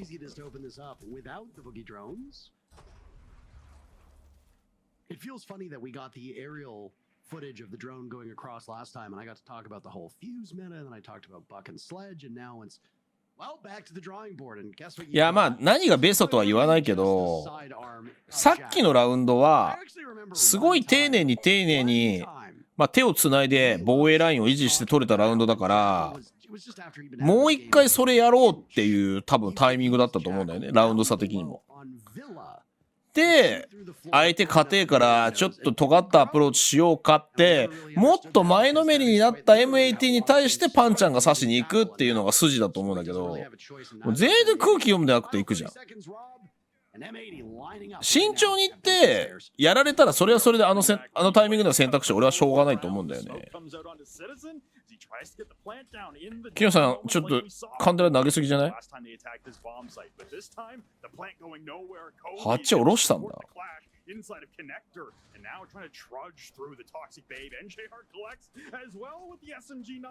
結構盤面 M80 有利だったんだけどな。ここはダークゼロクラッシュを中心によく守ったよね。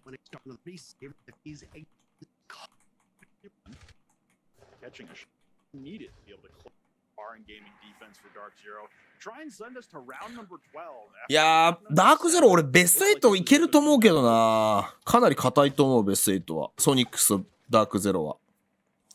SSG は結構ギャンブル。CL4 ライフはまあフェーズ2いけるかなって感じかな。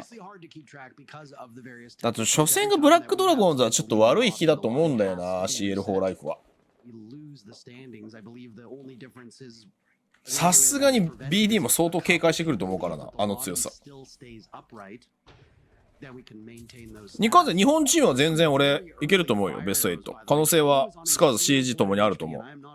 あとは大会の中でうまくいち早くメタをつかめるかってことと、もうあとは単純にもう 120% の力が出せるような勢いに乗れるかだ。その2点だけどね。いやー BD はねマジで見違えるぐらい強くなってびっくりした。ちょ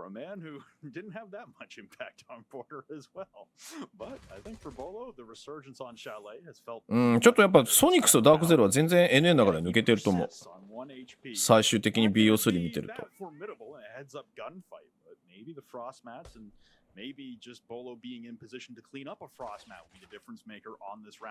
あー、ワニパニシが言ってることはわかる。メジャーで大こけする可能性はゼロじゃないよねって話だよね。それはちょっとわかるけど LCQ の内容を見た限りだと NA、EU、ブラジルのトップ3の中で一番どれかが強いかって言ったら BD。まあ CL4 ライフもう一回ちゃんと見直さないといけないんだけどさ、G2 はまあまあ弱くはない、決して弱くはないし、よくレギュラーシーズンから LCQ に対して立て直したなとは思ったけど、まあまあって感じだった。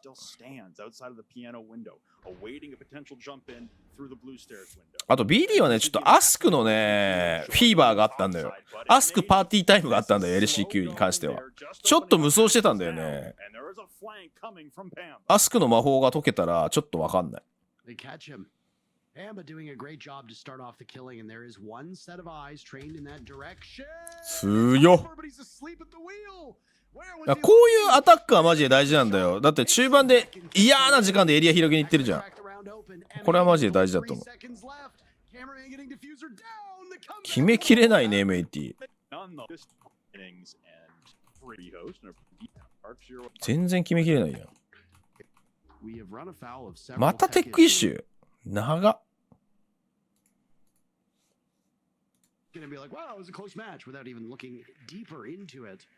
ねえ CAG と BDS はマジで歴史に残る名勝負だったよな。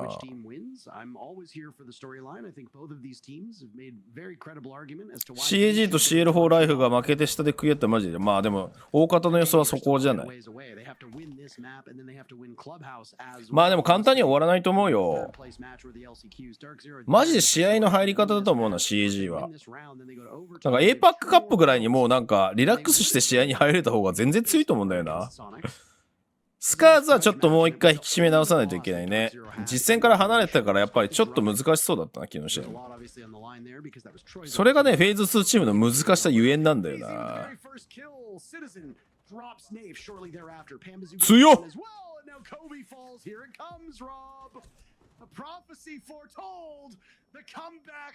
いやでもね、M80 ってこれなんだよ。これしかできないんだよ。一気に仕掛けて、G2 にちょっと似てる。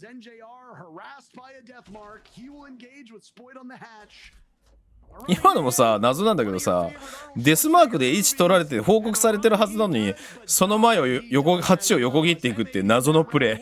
ちょっと謎だよね。ああいうところがやっぱり M80 のやっぱり雑さを物語ってる気がするよな。だってリアルタイムで1を終えるわけだから、今キッチン流れたよ、8覗かれるかもしれないよっていうタイミングで前横切ってたもんね。Clubhouse gets a lot of play these days because Oregon's gone. It's the new Oregon. And one way that you can clear this map in a hurry is put Kino on blitz and start sprinting. He's already inside a bathroom. 出た先を気に取ろう。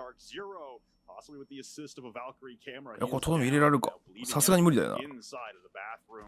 Trying to retreat to safety as more of his friends come to play and join out on the highway windows, looking into gym. 仕留めきれなかったか。Trying to see if they can revive Kino. いやブリッツ倒したいよな。いやでもボールいい判断だ。生ききれんよそれは。Right now for Dark Zero, being able to at least play the clock against M80 and do some hefty damage, but it looks like it's all for naught as Kino will get revived. Shots ring up through the floor and they will not connect.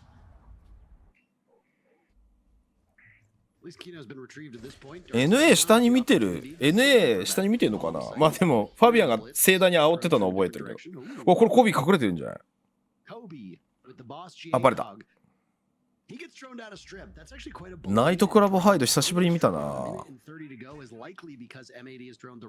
ンバだったらブリッツ倒しに行ってた。間違いない。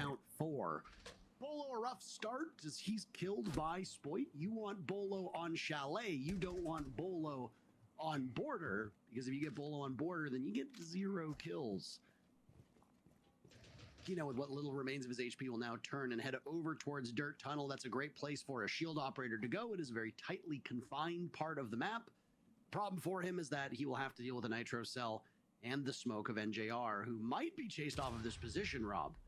He's got backup with the Valkyrie of Pambazoo, and there are actually 2 players inside a Dirt Tunnel, which is a bit of a rarity.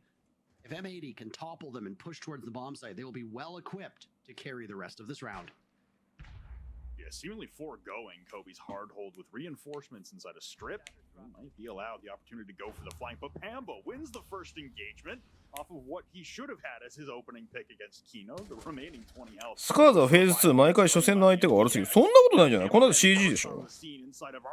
And he wins the double, able to push into dummies, but Kobe on the retreat. That has dropped the diffuser once again inside of Kitchen, making it a slugfest on the bomb site. Citizen down to 4 HP. Hyper wins the engagement, so it's just NJR alone. The diffuser recovered by Hyper. Cameraman gets down to the bomb site. The Nitro Cell, it goes soaring, and it drops Hyper. うわ It hits 0.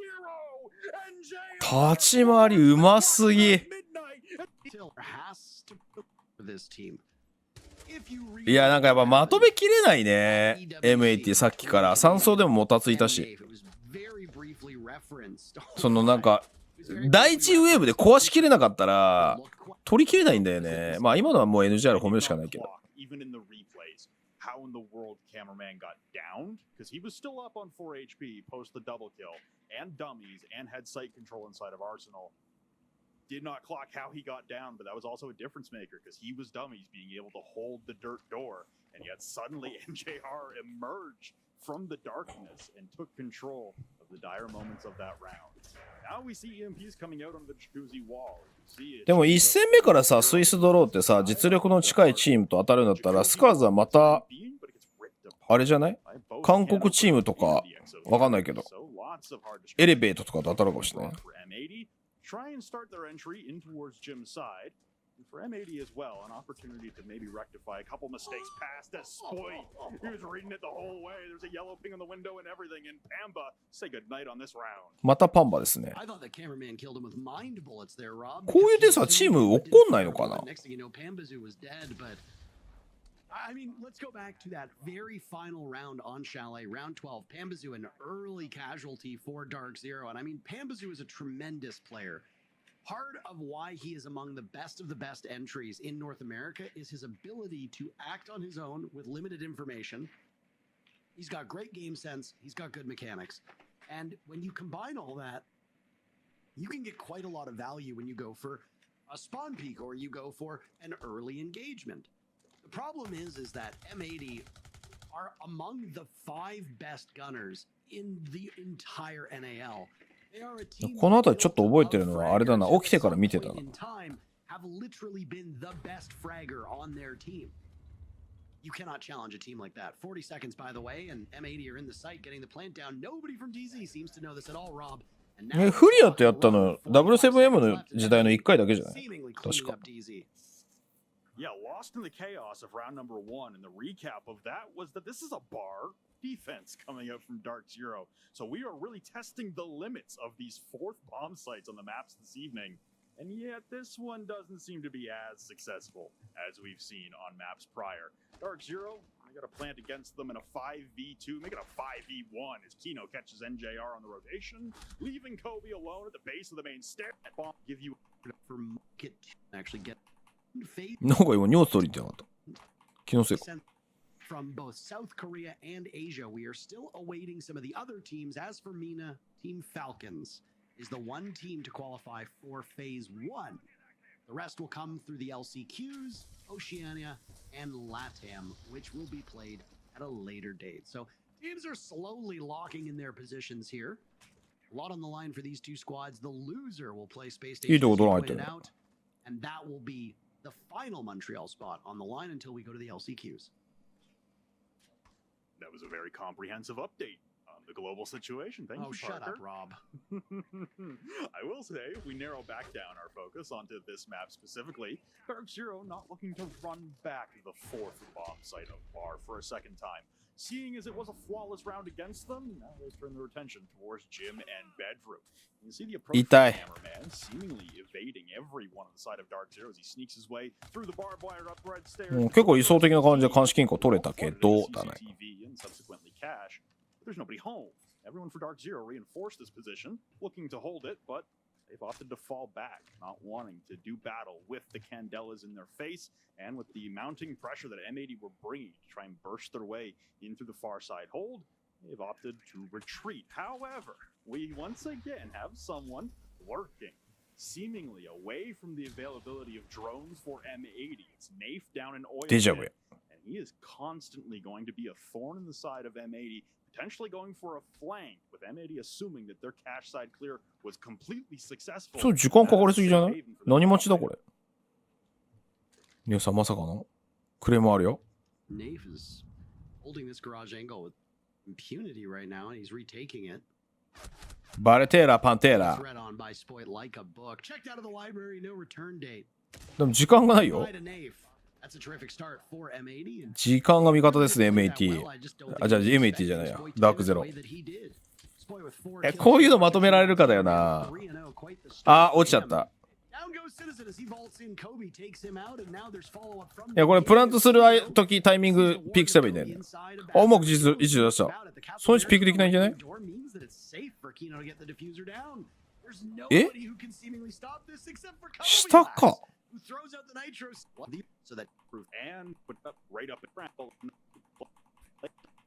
Your stairs. いや、結局さ、なんかエリア管理 M80 ってマジできないよね、今の見てると。まあ、セオリー通りには攻めてんだけどさ、階層まで取って。でも物流取れてないし、下取れてないし、取れてるのは結局、階層を監視ラインで S 窓ってことでしょ。なんかリスクヘッジ下手だよね。It's trying. Brother, it is trying its hardest, but it's not succeeding very well. Our producer is calling us in our ear. He's play-by-playing to us what is happening because the feed isn't working. So our producer is play-by-playing to us, and now we are play-by-playing what our producer is saying to you. The feed is back, by the way. Now it's working. Yeah, I think we're good. Yeah. There's no door there, Kino. This is... なあ、でもある意味こんな脳筋のシーズでよくここまで勝ち残れるなっていう話じゃない。逆に。やっぱそれだけのメンバーが揃ってるってことでしょ。Really holding downstairs and content again with their positions in the basement, making this their pivot point, making this their safe haven. And Bolo. いや、ボールよくそんなとこ勝負するわ。Before things started getting a little choppy, it was Nath inside of Oil Pit who had a C4 prepped in hand, who potentially could have dealt with Spoit early days. Instead, thought better of it and presumably rotated back towards the objective. And Spoit's AK-12 rings out, wreaks devastation upon Dark Zero later on. So, opportunities that weren't collected. やっぱヌアーズが最後のピースか。だからそれはもう終わりの始まりなんだって。ヌアーズ入っちゃったら。もっと CGIQ 高くてうまく4人のバランスを取れるような人いないかね、NA に。ハットとかも違うんだよな。ハットはね、ミスタービートのコンビがあると輝く気がするんだけどな。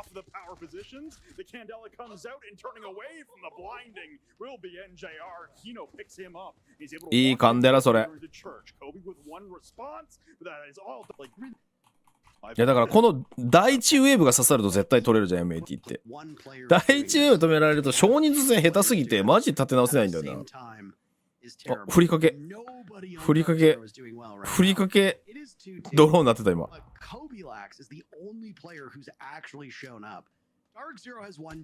ジオってまだやってんだっけ。あれソニックスにまだいるのか。意外にジオサポートしてたりしてな。あ、アッシュンだね。そうだね。最強ピースはアッシュンだね。そうだね。リケクラスはアッシュンがいたわ。あ、ジオまだリザーブにいるんだっけ。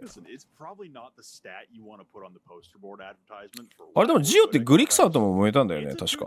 違ったっけ。だからジオの方針に合わなくてグリクサーが外れたんじゃなかったっけ。いやーマジでグリクサーはグリちゃんはマジで優秀よ。今シーズン見ててもほんと優秀。一枠飛びにはなってる。あ、そうなんだ。まあジオもまだ続けてほしいけどな。頑張ってほしい。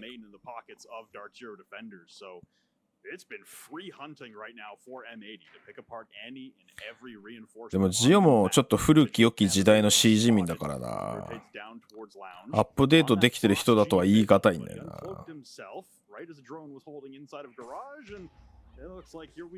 いい感じだなそれ。わざと音鳴らしたのかそれ。弾切れたかハイパー。結構その内負け結構でかいぞ。強っ。このファーストウェーブがやっぱ MAT の魅力なんだけどさ、ハイリスクハイリターンなんだよなこの戦い方。再現性が。パンバお前なんでボス G にしたんだよバカ。誰がさっき違っただろうが。お前とは友達になれねえよ。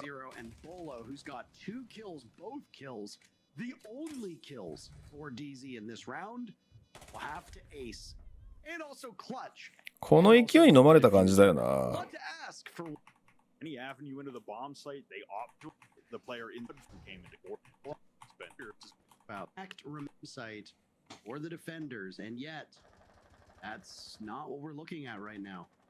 At best, the defenders, Dark Zero, will tie in the first half.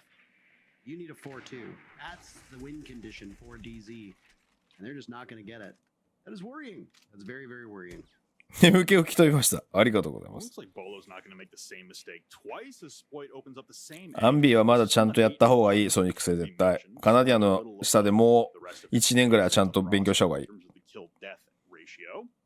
But he opens up that same angle from upstairs inside a master towards main stairs, and it looked like it was the bandit this time of Bolo on the landing towards the basement. It is indeed Bolo, but he's just 結構勢い M80 に持ってかれそうな雰囲気あるけどね、今、ダークゼロ。They are not going to connect, and he will retreat back to the bomb site with 3 batteries in pocket as well.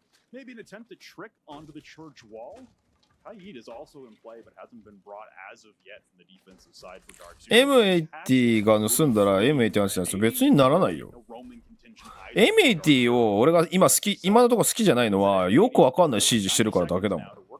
それでよくなるんだったらそんなのプロの世界だから当たり前じゃん。いい選手をいい条件で獲得するって、それは選手のためにもハッピーになるじゃん。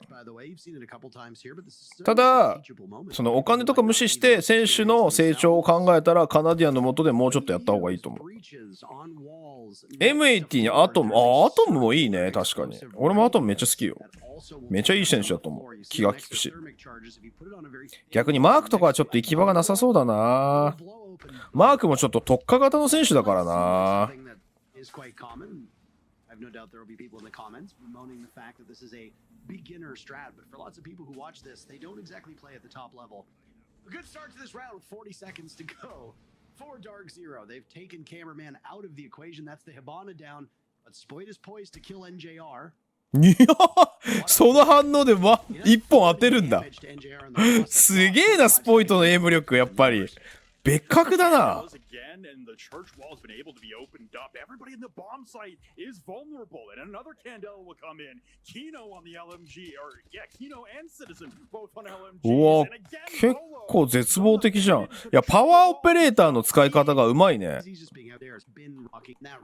パワーオペレーターの使い方がマジでうまいね。オーバーパワーオペレーターの使い方が。これ完全に流れ M80 だけどな。able to get 3 kills over the last 2 rounds. Now, things are starting out decently well for them. Citizen gets isolated over towards Logi. Pambazu gets the very first kill. 身も蓋もないけど、全員報酬して半額で CL4 ライフ取った方がいい。いや、まあそうだね。それはあるかもしれない。いや、でも俺 CL4 ライフマジでさ、メジャー行くまでにどっかのチーム所属すると思ってたんだけどな。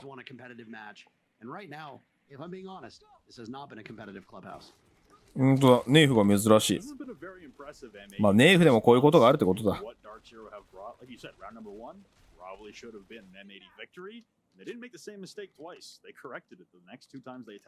長槍兵マークさん。マークはあれだな、最強の足軽戦士だな。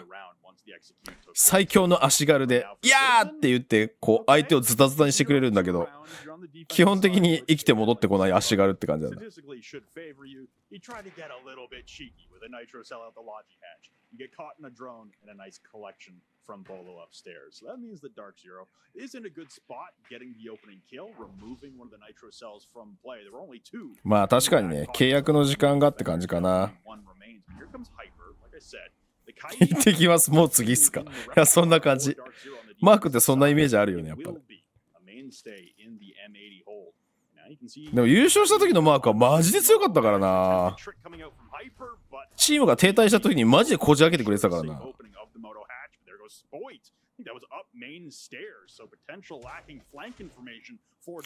っからどうやってダークゼロまくったんだっけ。もう曲がれませんって感じ。そうそうそうそう。いや、そういう選手好きよ。俺マーク決して嫌いじゃない。でも今の指示に絶対にメタに合わない選手だとも思ってしまう。これトンネルいけないじゃん。どうすんだ。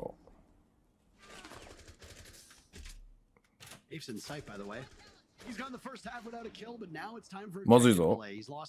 あ、プラントバレてない。うわー、ボーロファインプレー。R4C の強み出たな。うわ、ボーロ。あ、絶望。いや、これがシージなんだよね、やっぱり。このタクティクスで流れ切って押し返せるっていうのがシージの魅力で、これができるのが NA チームの強さなんだよね。だから MA ってやっぱ異質なんだよ。NA の中では。まあ NA の魂があんま入ってないっちゃ入ってないけど。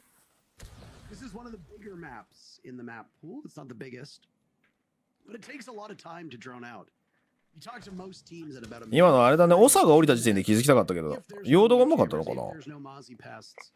If there aren't rotates through those hatches, you're expecting about a minute and a half to 2 minutes to get a full. いや、ネーフキル取れてないけど、絶対ネーフが優秀なんだよ、これ。Times where, in like say a basement bomb site, if you find all 5 players downstairs, you don't need to spend the rest of the time droning because you have everything all accounted. 金庫は引いてる。This being a gym bedroom defense for M80. CL4 ライフは優勝したら350ポイントでインビ。そう、優勝までいかないと無理なんだよね。それがまあオープンから上がってきたチームの辛さだよな。ステージ1の貯金が1ミリもないし、ランキング見てはこんな低いんだと思って俺もびっくりした。インビは夢の先だね、本当に。でもメジャー終わって移籍期間が認められるから、多分チーム入れ替えはありだと思うんだよね。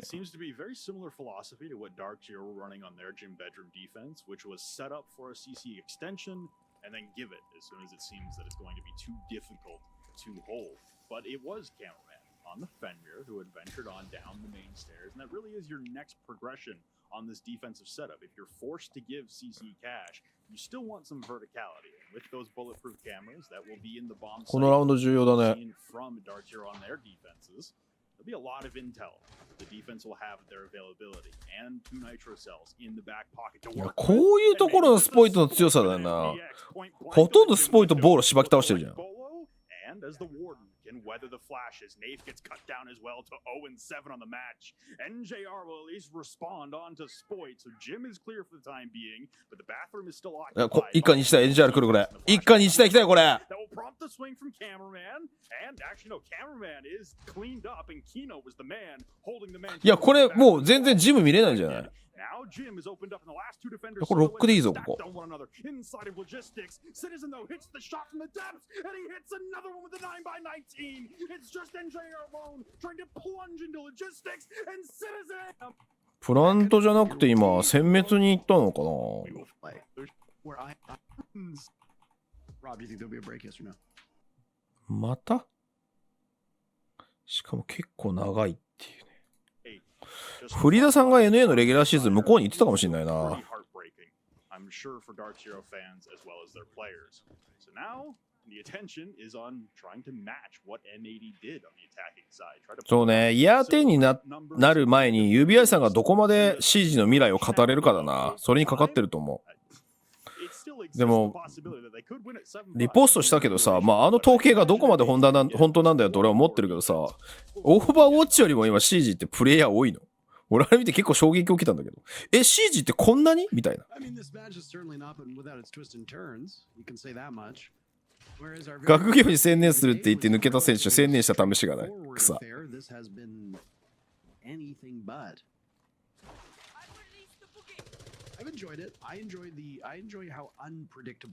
パンバは確かにスーパールーキーだ。スーパー NA のスーパールーキーシリーズ第1弾だよ。第1弾のウルトラレア。めちゃくちゃ前評判高くて入ってたもん。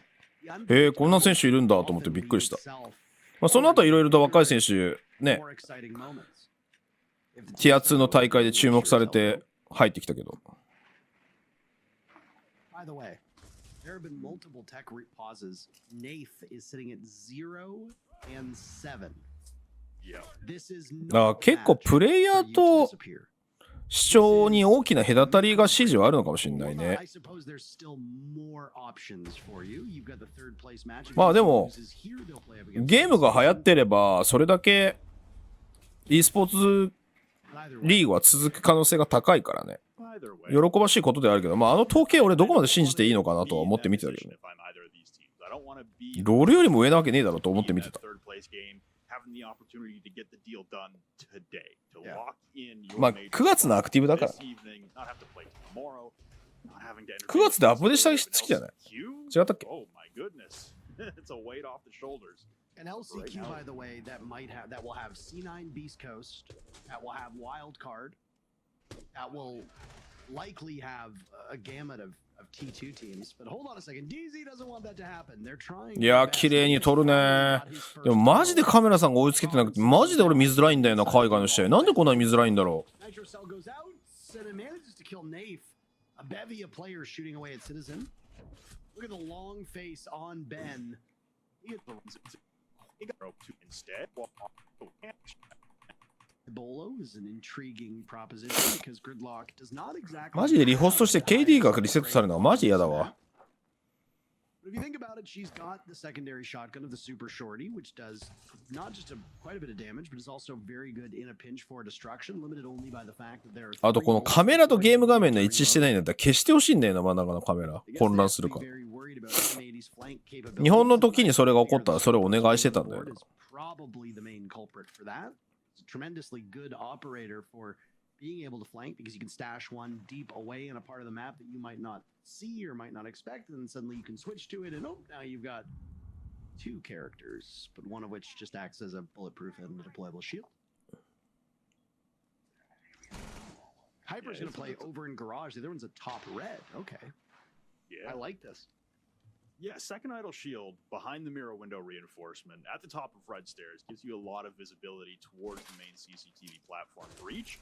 And we can see the return of Bandit. We did not see a lot of obstructions to hard breaching from Dark Zero on the defense. Pambazoo says, I don't want obstructions to my hard breaching either. Candelas and walks straight through the construction door. 最近また階層割り流行ってきたよね。And deletes cameraman from action mid bandit trick. So the con wall gets opened up. Nafe is very happy with that result. いやまあそのストリーマー映えするゲームとそうじゃないゲームってあるからさ、シージストリーマー映えしないもんもう。エーペックスとかオーバーウォッチの方がよっぽどストリーマー映えするからね。あとストリーマーがやりやすいタイトルだと思う、正直そっちの方が。シージってマジで喋んの無事いなって自分でやってても思う。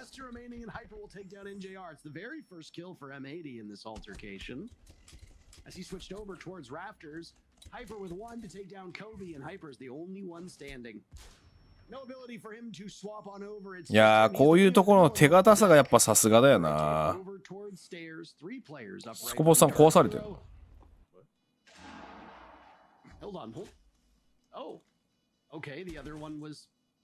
HP110 に復帰。ただちょっとポジが悪すぎるこれ。階層窓のポジが強すぎる。ね、この位置が強すぎる。またテック？じゃあ違ったわ。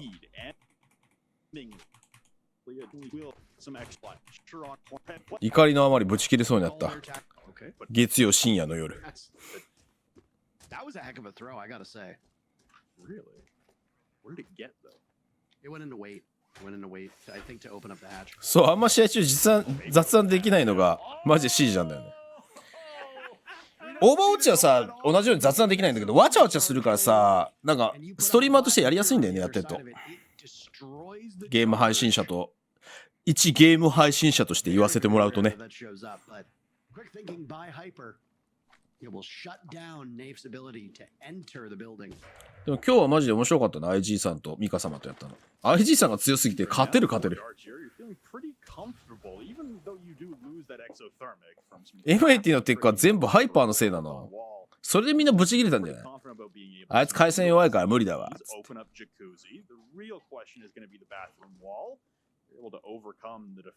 ここでセットか。The last time he attacked this bomb site, the frag grenade goes soaring and it will not connect anywhere near cameraman, but here comes the blitz instead. The drop into logistics and Nafe connects onto Spoit as well. ADSing around the corner, Bolo picks up cameraman, and now identified by the Grimbees, the defender tries to retrieve but now Kino inside a gym, putting on a masterclass, gets put on his backside. NJR the gym window, but in the meantime, Pamba has been downed and finished off, but the Nitro Cell of Hyper still holding inside of logistics, hitting the feet of Bolo, trying to bait the ADS. なんで光らせないんだ？ああ、ミュートで光れないよか。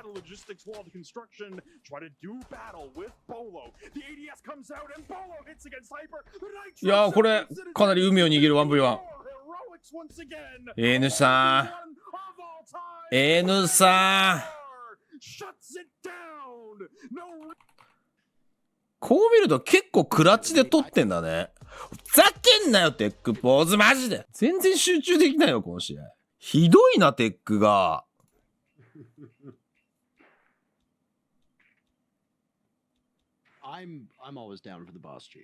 今めちゃくちゃ盛り上がってたじゃないかよ。なんでテックなんだよ。これリアルタイムでさ見てた人マジでキレてるよな。今の流れでなんでテックなんだよと絶対思うよな。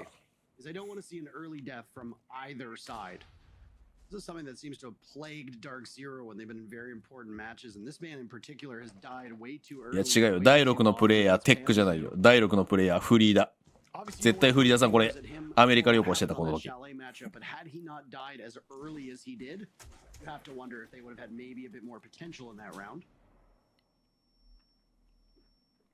doing a great job of making space on his own, Rob.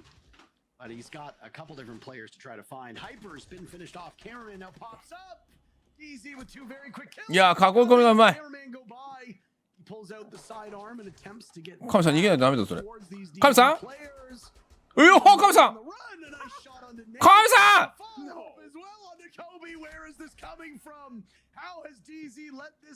んいやでもこの喧嘩殺法何って感じだよね。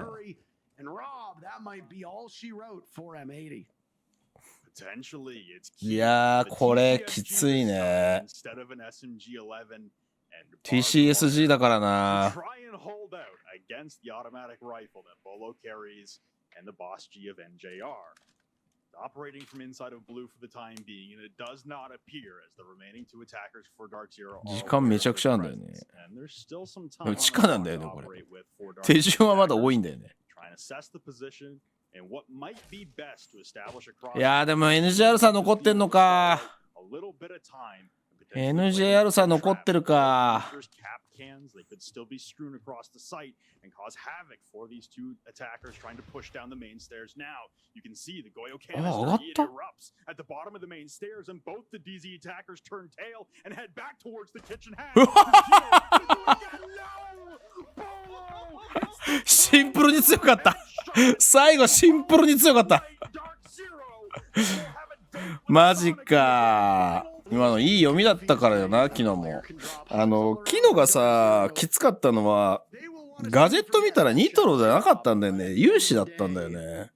だからもうポジションで有利に勝負するしかなかったんだよな。あそうか M80 はでもこの時点でまだ余裕があるのは次の日まだ酸欠があったからか。負けたくそーって感じだったもんな、まだ。そっかそっか。まだもう一回これで雌雄を決する戦いが。いや、この段階のダークゼロはそんなに良くなかったね。なんかあんま良くなかったな。もうちょっと強いイメージは。でもここの試合がな。マジで引き締まってるから。この試合はね、ここ2日に分けないと俺見れないと思う、多分。ここ 2-0 なんだ。でもね、ここはマジで1日じゃないと全部オーバータイムフルラウンドで決着ついてる試合だから、ちょっと分けないと無理やわ。なんで、明日見れたらここかな。もうほんとここは本当に1試合だけでしか見れない。これ因縁対決だよ。感情的な因縁対決がぶつかり合っててマジでおもろいんだよね、ここ。カナさんへに対する怨念とカナさんの怨念とがぶつかり合う呪術廻戦が始まるからここで。呪術廻戦があるからさ。明日呪術廻戦見届けようか。